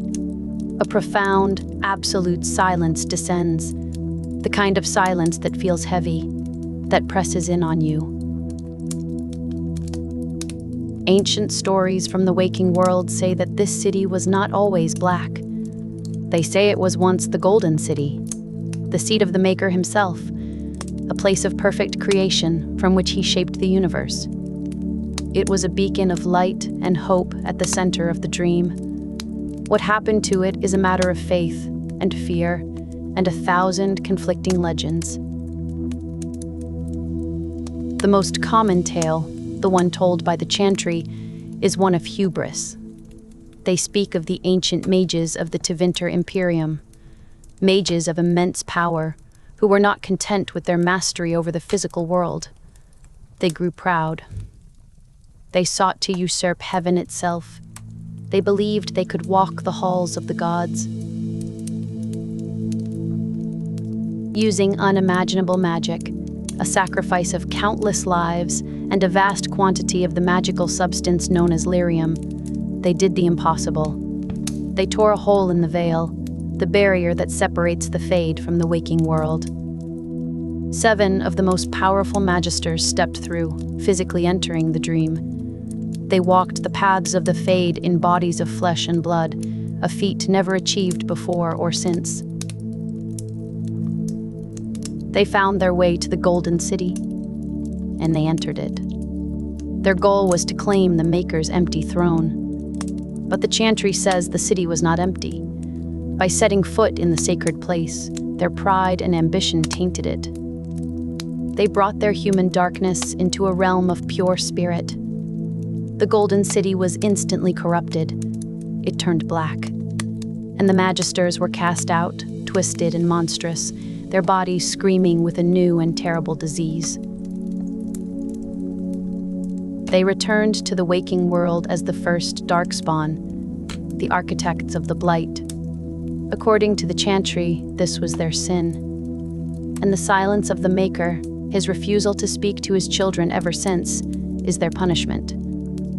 A punishment for all of humanity. You float before the silent black walls. You feel the weight of that story, the profound sense of a paradise lost, a terrible mistake that can never be undone. The city does not feel evil. It feels empty, hollowed out. A place where something wonderful once was, and is no more. A scar on the very soul of the world. But there are other stories. The Tevinter magisters who were left behind told a different tale. They claimed their leaders did reach the Golden City, but that it was already empty. The throne was vacant. They say the Maker had already abandoned his creation. Their sin was not hubris, but of discovering this terrible truth, of finding heaven empty. In this version, the Blight is not a punishment, but a disease born of a dead god's corpse, a much darker and perhaps more frightening possibility. And there are older stories still, whispers from the long-lost elves. They do not speak of the Maker or the Golden City. They talk of a time before the veil, when the Fade and the waking world were one and the same, a time of great and terrible magic. They speak of their own gods, who they now believe were just powerful mages, locked in a bitter civil war. They whisper that the Black City is the prison of their most feared enemy, or perhaps the prison of their own betrayed gods. Which story is true? Floating before the silent obsidian walls, you realize it may not matter. The result is the same: a silent god, a corrupted city, a sickness that plagues the world. The city offers no answers. It just hangs there, a permanent, silent question at the heart of everything. You cannot get any closer. An invisible barrier keeps you at a distance. No one can enter the city now. No one can know the truth for sure. The sight of it is overwhelming. The silence is too deep. The questions are too vast. You feel a sudden, powerful urge to leave, to return to a world of simple things, of solid ground and a sky that is just a sky. You turn your back on the Black City, and the current of the Fod seems to understand. It begins to pull you away, back towards the shores of waking. As you drift away, the silence recedes. The gentle, green hum of the Fade returns. The oppressive weight lifts from your spirit. You look back one last time, and the Black City is once again just a dark smudge on the horizon. A bad dream you are slowly forgetting, but you know you will never truly forget it. The image is burned into your memory. The journey back is quicker. You are floating through the green mists, but now you are aware of something you were not before. A barrier, a wall. It is invisible, intangible, but you can feel it. A shimmering membrane that separates this world of dreams from the world of substance. This is the Veil. According to elven legend, the Veil did not always exist. There was a time when spirits walked freely among mortals, when a thought could change the world as easily as moving a stone. Magic was as natural as breathing, but it was a chaotic time, a dangerous time. The elves say one of their own, a powerful mage known as Solas, the Dread Wolf, created the Veil to bring order, to protect the mortal world from the raw power of the Fade, and to imprison the elven gods he saw as tyrants. He tore the world in two. He separated the physical from the spiritual. It was an act of unimaginable power. He may have saved the world, but he also crippled it. For the elves, it was a catastrophe. Their connection to magic was severed. Their immortality was lost. They became a diminished people, forever mourning a world they could no longer see. They live with the echoes of a song they can no longer hear. You drift closer to this invisible wall. You can feel the waking world on the other side. It feels solid, stable, predictable. It feels like home. But you are also aware of what was lost. The world on the other side is less vibrant. The colors are duller. The possibilities are fewer. It is a safer world, but a smaller one. Sometimes the veil thins. In places of great emotion, or where great magic has been used, the barrier wears down. In these places, spirits can whisper through. Sometimes they can even cross over. These are the haunted places of the world. The ancient battlefields where echoes of rage still linger. The old temples where prayers still hang in the air. The places where the dream world bleeds into the waking one. You also sense something else. A substance that seems to exist on both sides of the veil at once. It is the hum of the Fade, but given a strange new solidity. It sings a beautiful, dangerous song. This is lyrium. The raw stuff of magic, bleeding into the physical world. It grows in veins deep underground, like a mineral. It is blue, and it glows with a soft inner light. To dwarves, who have no connection to the Fade, it is just a dangerous curiosity. It sings a song that can drive them mad. They call it the Song of the Stone. But to mages, it is a source of immense power. It is a piece of the Fade they can touch. It can enhance their magic, allow them to perform feats they could never achieve on their own. But it is addictive, and it is dangerous. Lyrium is memory. It is raw, unfiltered Fade. To handle it is to expose your mind to a torrent of forgotten thoughts and alien emotions. It can break a mind. It can change a person. It is creation and destruction in a single glowing blue crystal. Templars, the soldiers who watch over the mages, use it to develop their anti-magic abilities. They ingest it, letting it grant them the power to resist and control magic. But it makes them paranoid, dependent. They trade their memories and their free will for a power they believe keeps the world safe. Everyone who touches lyrium pays a price. It is the siren song of the Fade, calling out to the waking world. You have reached the boundary now. The veil is right in front of you. It shimmers like a heat haze on a summer's day.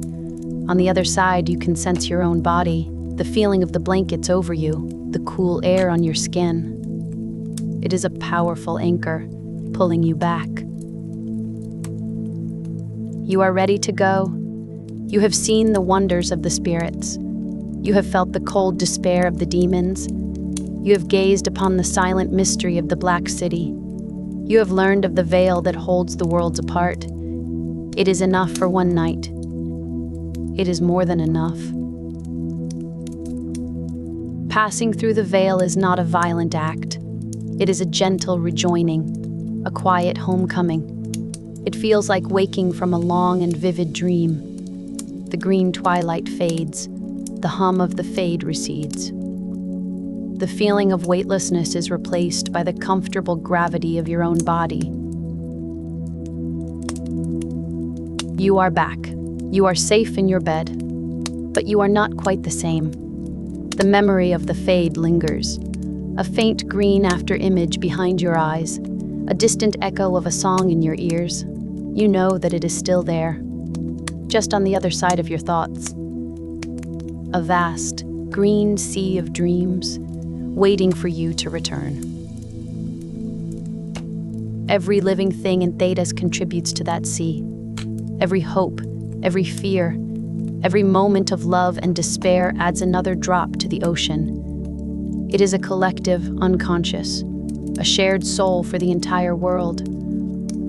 And even those who cannot visit it, like the dwarves, are a part of it. Their stubborn reality is the shore against which the endless sea of dreams beats. As you drift now into a deeper, more dreamless sleep, you feel a sense of peace. The world is so much bigger than you thought, so much more mysterious, and the barrier between the real and the unreal is so very, very thin. You need only to close your eyes. You need only to drift. The sea of dreams is always waiting. You feel a change in your connection to this place. It is subtle at first, a new clarity. The usual dream fog seems thinner here, the edges of your thoughts more defined. You have been here so many times now that the initial strangeness has faded, replaced by a deep familiarity. It is like returning to a childhood home. You know its secret corners, its quiet moods. With this clarity comes a new kind of control. It is not the forceful will of a waking mage, bending reality with raw power. It is softer, more intuitive. You think of a meadow, and the hard gray stone beneath your feet softens into cool, damp earth. You imagine the scent of night-blooming jasmine, and the air fills with a sweet, gentle perfume. The world here responds not to commands, but to desires, to feelings. This is the gift that the ancient Tevinters called somniari, the art of the dreamer. It is not about creating grand illusions or impossible fortresses. It is about harmony. It is the ability to align the landscape of your own mind with the landscape of the Fade, so that the two become one. You are not just a visitor in this dream. You are its architect, its gentle custodian. You raise a hand, and in the dark sky above, a constellation sparks into life. Not a real one from the skies of Thedos, but one of your own making. A pattern that means something only to you. A secret map drawn in starlight. The light it casts is soft, the color of twilight, and it bathes your little meadow in a peaceful silver glow. The air feels still and cool on your skin. Everything is exactly as you wish it to be. From this place of quiet control, a gentle curiosity arises. You have built your small sanctuary, your pocket of peace in this endless sea. But what lies beyond it? You have heard the whispers, the legends spoken by other mages and the spirits themselves, of a constant point in this ever-shifting realm, a silent anchor in the heart of the Fade. The Black City. You decide to travel, not by walking, but by willing. You hold the thought of the city in your mind, and the meadow around you begins to dissolve. The silver stars stretch and fade. The scent of jasmine recedes. The world becomes a soft, gray mist, rushing past you like a silent wind. There is no sense of speed, only of gentle, inexorable movement, a slow drift towards the center of all things. And then, you see it. It is impossibly distant at first, a mere smudge of darkness against the swirling chaos of the Fade. But it does not move. It does not change.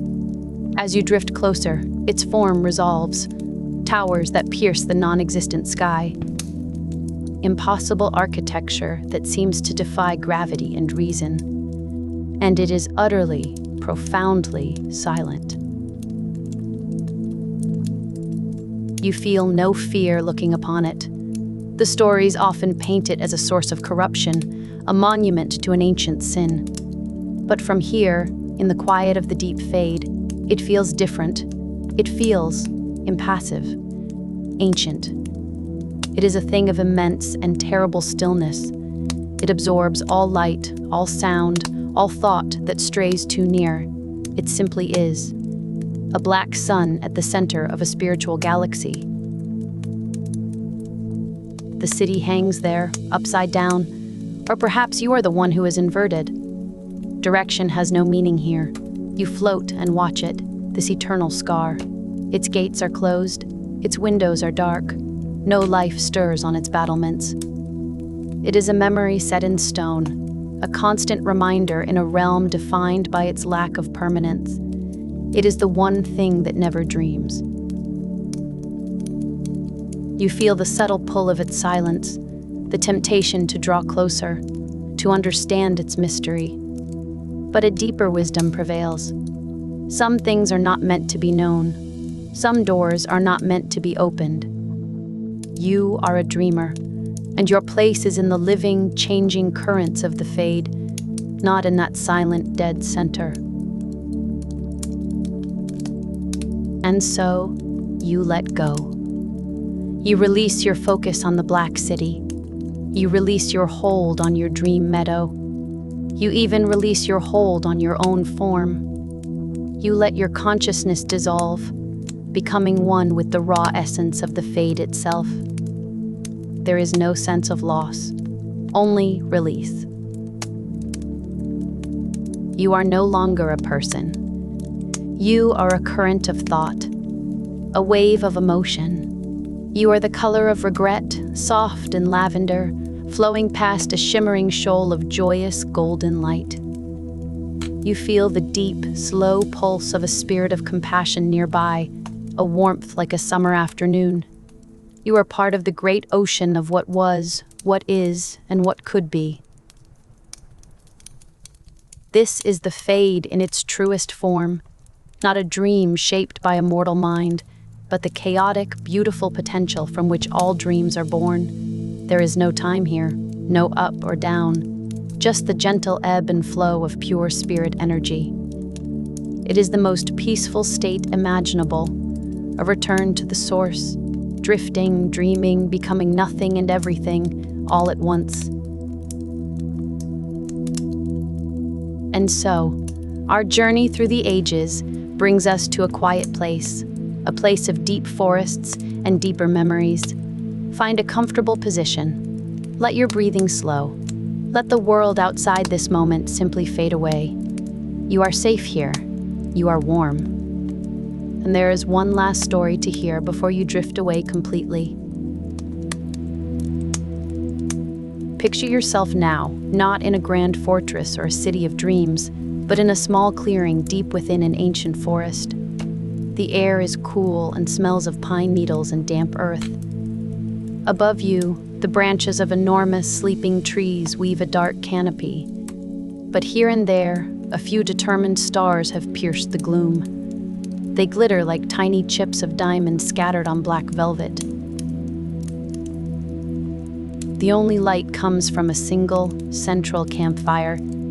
It doesn't roar or rage. It breathes. A gentle, steady pulse of orange and gold that pushes back the shadows just enough to reveal a circle of simple, elegant wagons. These are the Aravkles, the mobile homes of the people who live here. Their curved wooden frames are covered in painted leather and canvas, adorned with intricate carvings of hearts, wolves, and winding branches. You are sitting on a log, wrapped in a soft blanket of challah fur. The warmth of the fire is a pleasant weight against your face, a stark contrast to the cool night air at your back. You can feel the rough, weathered texture of the log beneath you, a silent testament to how many seasons it has seen. Around the fire, a few others sit in comfortable silence. These are the Dalish, the people. They are lean and graceful, with a stillness about them that seems to belong to the forest itself. Upon their faces, you can see the faint, dark lines of tattoos, the Valislan. Each set of markings is unique, a story written on skin, a declaration of devotion to a god whose voice has been silent for 1,000 years. An elf with the markings of Gilanain, the mother of the challah, quietly fletches an arrow. His movements are economical and precise, honed by a lifetime of practice. Another, bearing the branched antlers of Andruil the Huntress, stares into the flames, her thoughts 1,000 miles away. No one speaks. The only sounds are the gentle sigh of the wind in the high branches, the occasional soft pop and crackle of the fire, and the distant, lonely call of an owl. This is not an awkward silence. It is a shared peace, a communion with the night and with each other. This is the heart of the Dalish experience. A life lived on the move, a life of profound connection to the past, and a life of quiet, unyielding defiance. To understand the Dalish, you must understand what they have lost, and they have lost everything. A world, an empire, their own immortality, their gods. Their very history was stolen from them, shattered into 1,000,000 pieces and scattered to the winds. The life they live now is an attempt to gather those pieces, to remember what was, to be a living memory in a world that has forgotten them. Every story they tell, every pattern they carve, every child they raise is an act of preservation. They are a people defined not by the land they hold, for they hold none, but by the memories they keep. And tonight, As the fire burns low and the forest breathes around you, you are invited to share in that memory. To hear the story of the Elven, the people who once ruled the world from a city of impossible beauty, a city called Arlothan. Before the coming of humans, before the Tevinter Imperium, before the Blight, there was only Thetis. And Thetis belonged to the elves. The Elven, they called themselves then. They were not scattered clans living in the shadows of human cities.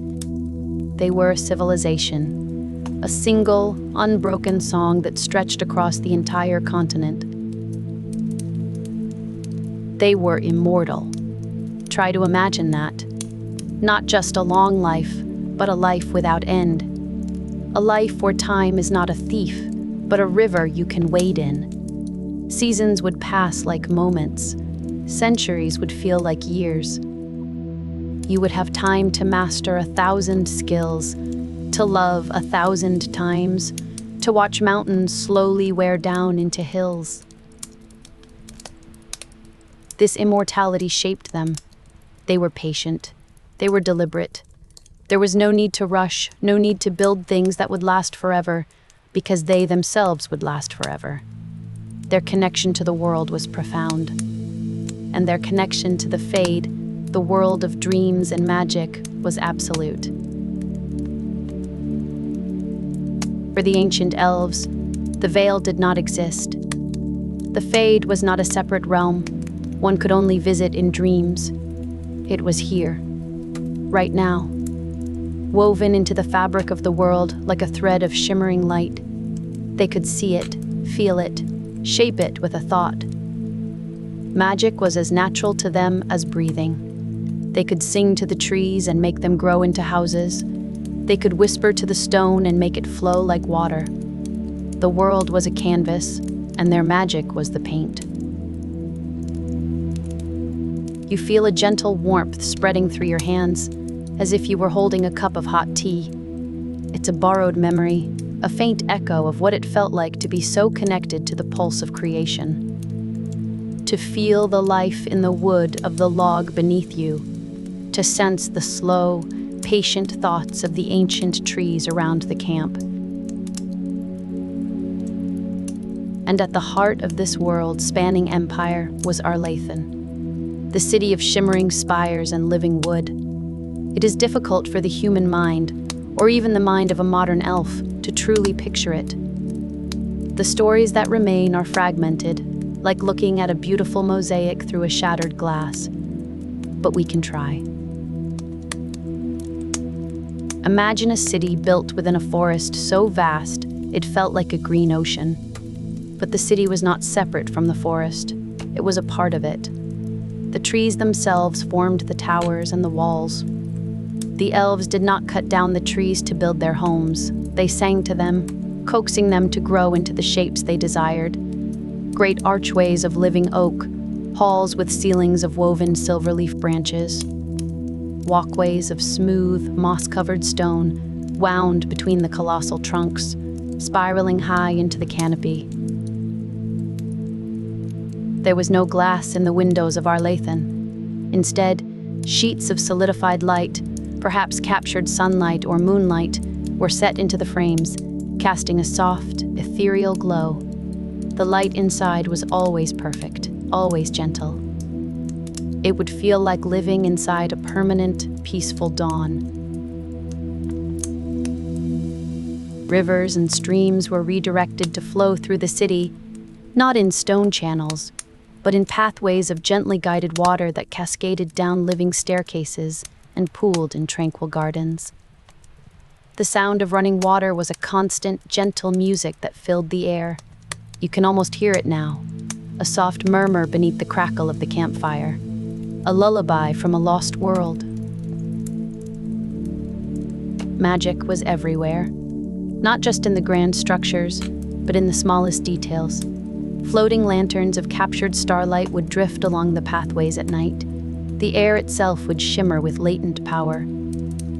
Messages were not written on parchment, but carried on the wind as whispers that only the intended recipient could hear. It was a city built on a conversation between the people and the world itself. Think of the most advanced, futuristic city you can imagine. Now, imagine it was built not with steel and circuitry, but with magic and nature. That was Arlathan. It was a masterpiece of arcane engineering and natural harmony. A place of art, philosophy, and peace. But this paradise was not without its masters. The elves were ruled by a pantheon of gods, or what they thought were gods, the Evanuris, mighty beings of immense power who walked among their people and shaped the world to their will. There was Elgarnan, the god of vengeance, born from the sun, Mythal, the great protector, the goddess of justice and love, Andruil, the huntress of the wild places, Falondine, the guide of the dead, Durthaman, the keeper of secrets, June, the master of crafts, Selais, the hearthkeeper, and Gilan Ain, the mother of the Hala, the beautiful white stags that you see emblems of all over this camp. These were not distant, abstract deities. They were real. They had passions, ambitions, and rivalries. They were the architects of elven society. Their temples were the grandest structures in Arlathan, grown from the heart of the mightiest trees, reaching so high they seemed to touch the sky. To the elves of Arlathan, the Evanuris were the source of all things, their protectors, their guides, their eternal patrons. For millennia, this was the way of the world, a timeless empire under the stewardship of living gods. It seemed impossible that it could ever end. When you live forever, the concept of an ending becomes foreign. It is something that happens to lesser things, to insects, to seasons, not to you, not to your world. But even in a paradise, shadows can grow. The gods, for all their power, were not perfect. They were proud. They were jealous.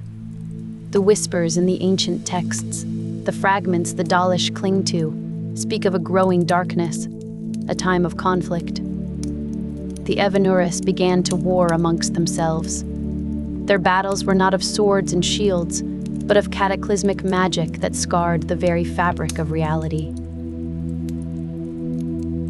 The sun god, Elgarnan, warred with his father, the earth.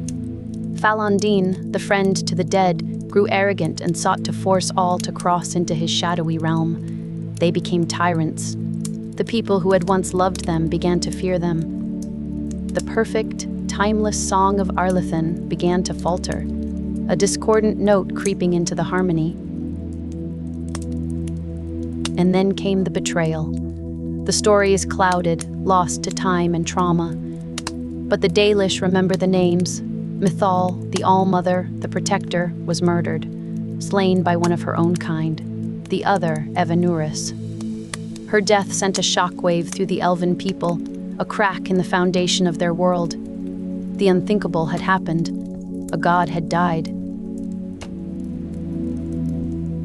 And in this moment of crisis, another figure stepped forward, a trickster, a rebel, one they called Fenharel, the Dreadwolf. He had always walked his own path, belonging to no court, trusted by none. He saw the tyranny of the Evanuris for what it was. He saw the pride that would consume the world. And so, he planned a terrible, necessary act. He promised to broker a peace between the warring factions, tricking them all into a neutral meeting place. A trap. When the remaining Evanuris were gathered, Fenharel worked the greatest magic the world has ever known. He did not seek to destroy them. He sought to imprison them, to seal them away where they could do no more harm. To do this, he had to sunder the world. He took the vibrant, magical reality of Arlathan, and he tore it in two. He created a barrier between the physical world and the world of magic and dreams. He created the veil. The creation of the veil was not a loud, explosive event. Imagine it as a profound and sudden silence. A note, held for millennia, suddenly cut off. One moment, the world is alive with magic. The fade is as present as the air you breathe. The next, it is gone. A fundamental sense, a part of their very being, was amputated. You can feel a memory of that loss in the quiet of this forest camp. It is a dull, persistent ache, like a phantom limb that still remembers how to move. The connection to the world's soul, severed. The elves of Arlathan were suddenly deafened, blinded. The living city of Arlathan itself withered. The trees no longer sang. The rivers no longer obeyed their whispers. The light in the windows faded. The city died. And worse, so much worse, their immortality was gone. Tied as it was to the ambient magic of the world, their endless lives were suddenly finite. They began to age, to sicken, to die. For a people who had never known death, this was a terror beyond comprehension. It was the end of everything. The Dread Wolf had saved them from the tyranny of their gods, but in doing so, he had destroyed their world and condemned his people to mortality.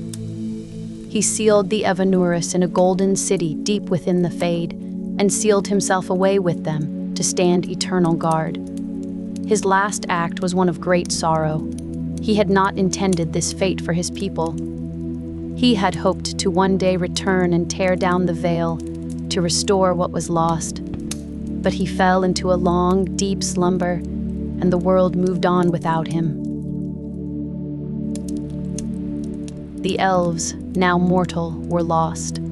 Their great empire crumbled to dust. Their perfect city became a ruin, then a memory, then a myth. And into this vacuum, a new race appeared. Humans. Young, aggressive, numerous.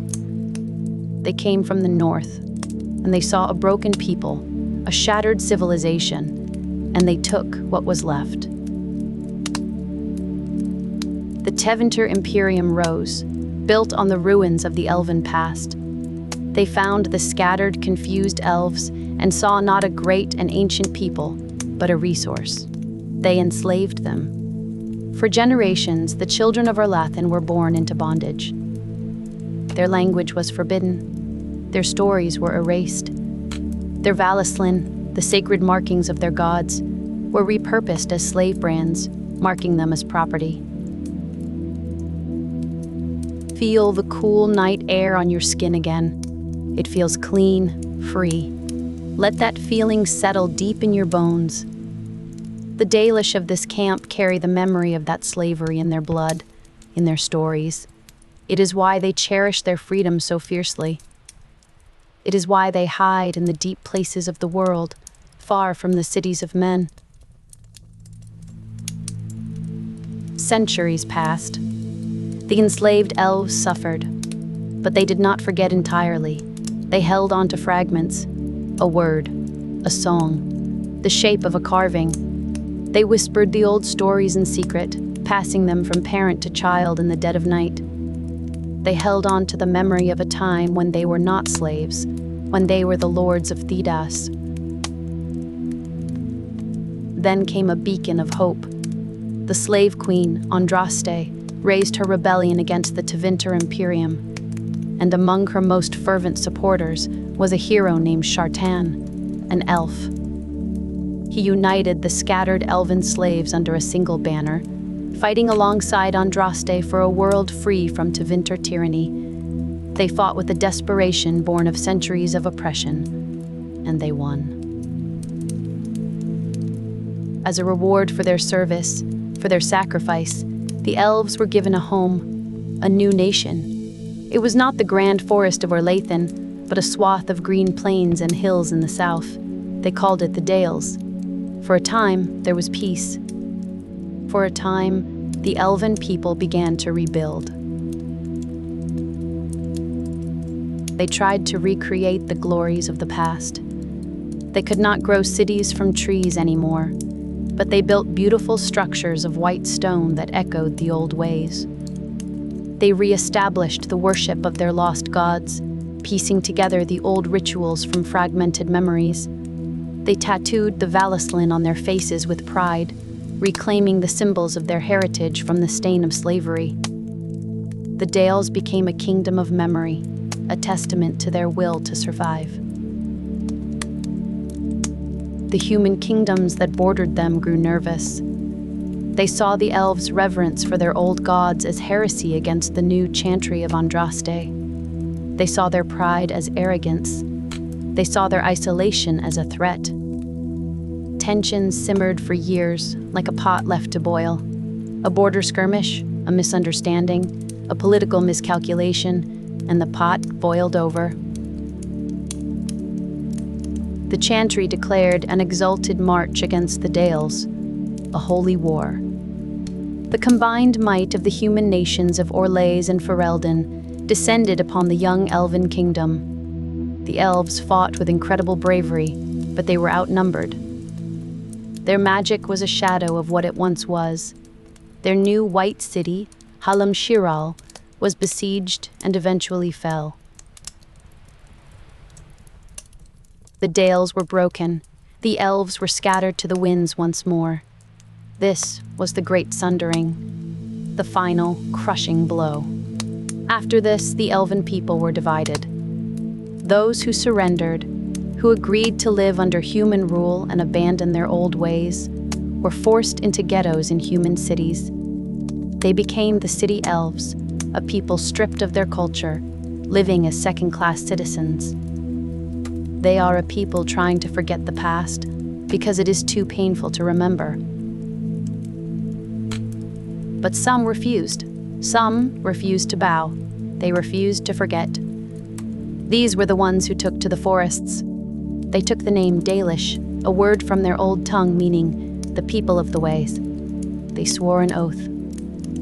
They would never again live under human rule. They would never again forsake their heritage. They would wander the wild places of the world, keeping the old knowledge alive, until the day they could reclaim their lost glory. The people sitting around this fire with you are the descendants of that oath. Their entire existence is an act of remembrance. They are a living library, a walking museum, but their knowledge is incomplete. So much was lost. They are trying to read a book with most of the pages torn out. At the heart of each Dalish clan, there is a keeper. The keeper is more than a leader. They are the clan's memory. It is their sacred duty to learn all the old stories, all the fragments of lore, all the knowledge that has been passed down since the fall of the Dales. They are the anchor that holds the clan to its past. The keeper of this clan is an old woman. Her face is a map of her long life, and her Valislin are the dark, intricate markings of Mythal, the All-Mother. She sits closest to the fire, her eyes closed, perhaps lost in a memory from a time before she was born. The weight of her responsibility is immense. It is like carrying a vast, precious, and impossibly fragile tapestry on your back, always careful not to let it tear further. She is the one who performs the clan's rituals. She is the one who speaks to the spirits of the forest. She is the one who decides when a child is ready to receive their first Valislin, marking their passage into adulthood. This is the most sacred rite of the Dalish. It is a pledge, a statement to the world, I remember. I am one of the people. Imagine a young elf, perhaps no older than 16. They have spent their life learning the stories, preparing for this day. They are brought before the keeper, who holds a needle dipped in a special, sanctified ink. The process is slow, meditative. It is not meant to be painless. The pain is part of the ritual. It reminds them of the pain of their people. With each prick of the needle, a piece of their history is etched into their skin. the choice of which Valaslin to receive is deeply personal. To wear the markings of Andruil, the huntress, is to dedicate yourself to the wild, to the thrill of the chase, to providing for your clan. Her symbol is often of stylized antlers or knotted branches. To wear the markings of Dirthamen, the keeper of secrets, is to dedicate yourself to the pursuit of lost knowledge, to the quiet scholarship of your people. Their markings are often subtle, like hidden keys or coded symbols. You might see a scholar in the clan, poring over a tattered piece of parchment, the faint lines of Dirthamen's Valaslin just visible at their temple. To take the Valaslin of Falon Din, the friend of the dead, is to accept the path of mortality, to guide the spirits of the departed, and to remember that even in death they are not forgotten. His symbols are often paired, representing the twin paths of life and death. And to take the markings of Mythal, the protector, is to dedicate oneself to justice, to the strength of the clan, to leading and protecting your family. The keeper wears her markings for this reason. They are often patterns of flowing water or the leaves of the great Venedal, the tree of the people. As the ink settles and the design is complete, the young elf is no longer a child. They are Dalish. They wear their history on their face for all to see. It is a defiant act. In a world that wants them to disappear, to assimilate, to forget, the Valaslin is a shout into the void. It says, "We are still here." Their magic is also a form of memory. It is not the flashy, structured magic of human circle mages, born from textbooks and rigid theories. Dalish magic is older. It is rooted in the earth. It is a conversation with the spirits of the trees and the stones. A Dalish mage doesn't command the elements. They ask for their help. They are caretakers, not conquerors, of the natural world. The keeper and their apprentice, the first, are the primary magic users of the clan. They can heal wounds with a touch, encouraging the body to remember its own wholeness. They can sing to the plants to make them grow strong and true. They can call upon the spirits of the forest for aid, or to calm a predator that strays too close to the camp. It is a quiet, subtle magic. The magic of a people who have learned to walk softly in the world. You pull the fur blanket a little tighter around your shoulders. The fire has burned down now, the bright flames replaced by a deep, pulsing bed of red and orange embers. The heat is less intense, but more profound, a warmth that seems to sink right into your bones. The storyteller of the clan has put away their instrument. The Fletcher has finished their arrows. One by one, the others rise and slip away into the quiet darkness of their Aravcleals. Soon, only you and the old keeper are left by the dying fire. She opens her eyes, and they seem to hold the light of the embers within them. She doesn't speak, but she gives you a small, knowing smile. A smile that contains 1,000 years of sorrow and 1,000 years of hope. What is the future for these people? They are a paradox. They live for the past, but they must survive in the present. They dream of reclaiming a world that no longer exists, and perhaps never existed in the way their stories remember it. Memories can change over time. They can become embellished, romanticized. Is the Arlathon, they mourn, the Arlathon that truly was, or a beautiful dream they have built from the rubble of their history? Their life is hard. They are constantly on the move, wary of human patrols. They face prejudice and fear wherever they go. Many see them as little more than vagabonds or thieves. They are a people out of time, clinging to the wreckage of a sunken ship while the rest of the world sails on. And there is the new revelation, the truth whispered on the winds of fate. The truth that their gods were not gods at all, but powerful mages. That their sacred Valislin were not symbols of devotion, but slave markings. That Fen-Harel, the Dreadwolf, the great betrayer in their stories, was in fact their savior, and is now their greatest threat, seeking to tear down the veil and destroy the world to restore their own. How does a people survive when their entire identity is built on a foundation that may be false? When the truths they have clung to for centuries crumble to dust? It is a question the Dalish are only now beginning to face. Some will cling to the old ways, refusing to believe. Others will forge a new identity, one based not on a lost past, but on a future they will build for themselves. But perhaps the truth of the stories doesn't matter as much as the purpose they serve. They have given a broken people a reason to continue. They have been the thread that has held them together through centuries of darkness. The stories have been their home when they had no land to call their own. That, in the end, is the quiet strength of the Dalish. Their stubborn, beautiful refusal to let go. To remember, even when it hurts. To carry the past not as a burden, but as a banner. They are a testament to the idea that a people are not defeated when their cities fall or when their armies are broken. They are only defeated when they forget who they are. And as you watch the last embers of the fire glow softly in the darkness, you know that the Dalish will never forget. The old keeper gives a slow, final nod, as if confirming this thought. She rises with a quiet grace that belies her age and melts into the shadows, leaving you alone with the sleeping camp and the silent, watchful trees. The stars above seem brighter now, closer.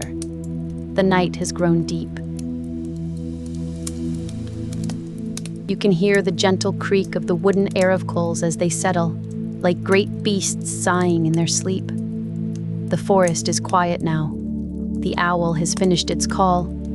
All that is left is the soft whisper of the wind, a lullaby as old as the world itself. There are no more stories to be told tonight. The great sagas of wardens and empires, of dreams and of memories, have all been laid to rest. Now, there is only this gentle darkness, this peaceful quiet, this sense of warmth and safety. It is time to let go of the waking world, time to let your own memories and dreams carry you away. You have journeyed far tonight, through ages and across continents. But the journey is over. You are home now, in this quiet, comfortable place. So close your eyes, if you haven't already. Let the last of your thoughts drift away like smoke from a dying fire. There is nothing left to do, nothing left to think about, just the simple, gentle rhythm of your own breathing, in and out, in and out. Sleep well, and dream of ancient forests. This weight of memory is not just a collection of facts. It is a spiritual inheritance.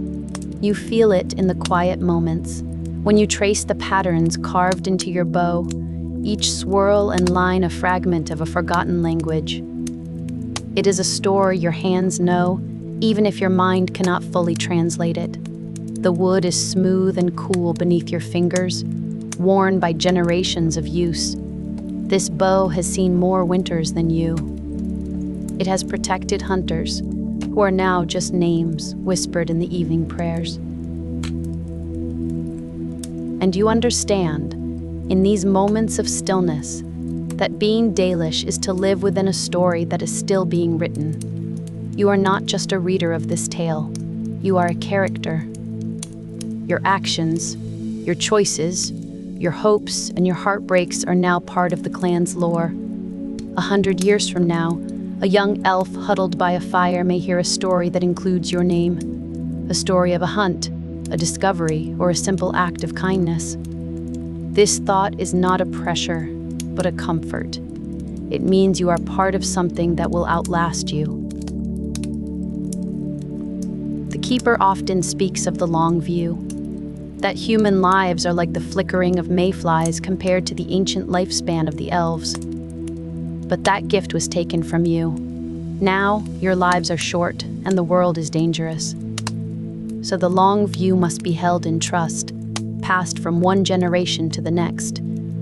The Keeper's eyes hold the memory of their master, and their master's master before that, a chain of remembrance stretching back into the mists of time.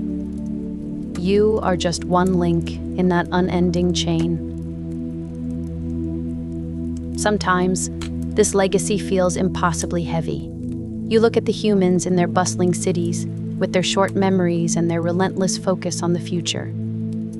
They tear down the old to build the new, and they do not seem to feel the ghosts of what they have lost. There is a strange freedom in their forgetting, a lightness you can never know.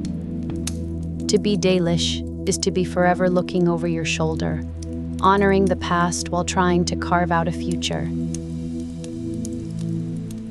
But then you see the children of the clan, their faces smudged with dirt and berry juice, laughing as they chase a stray Hala through the camp.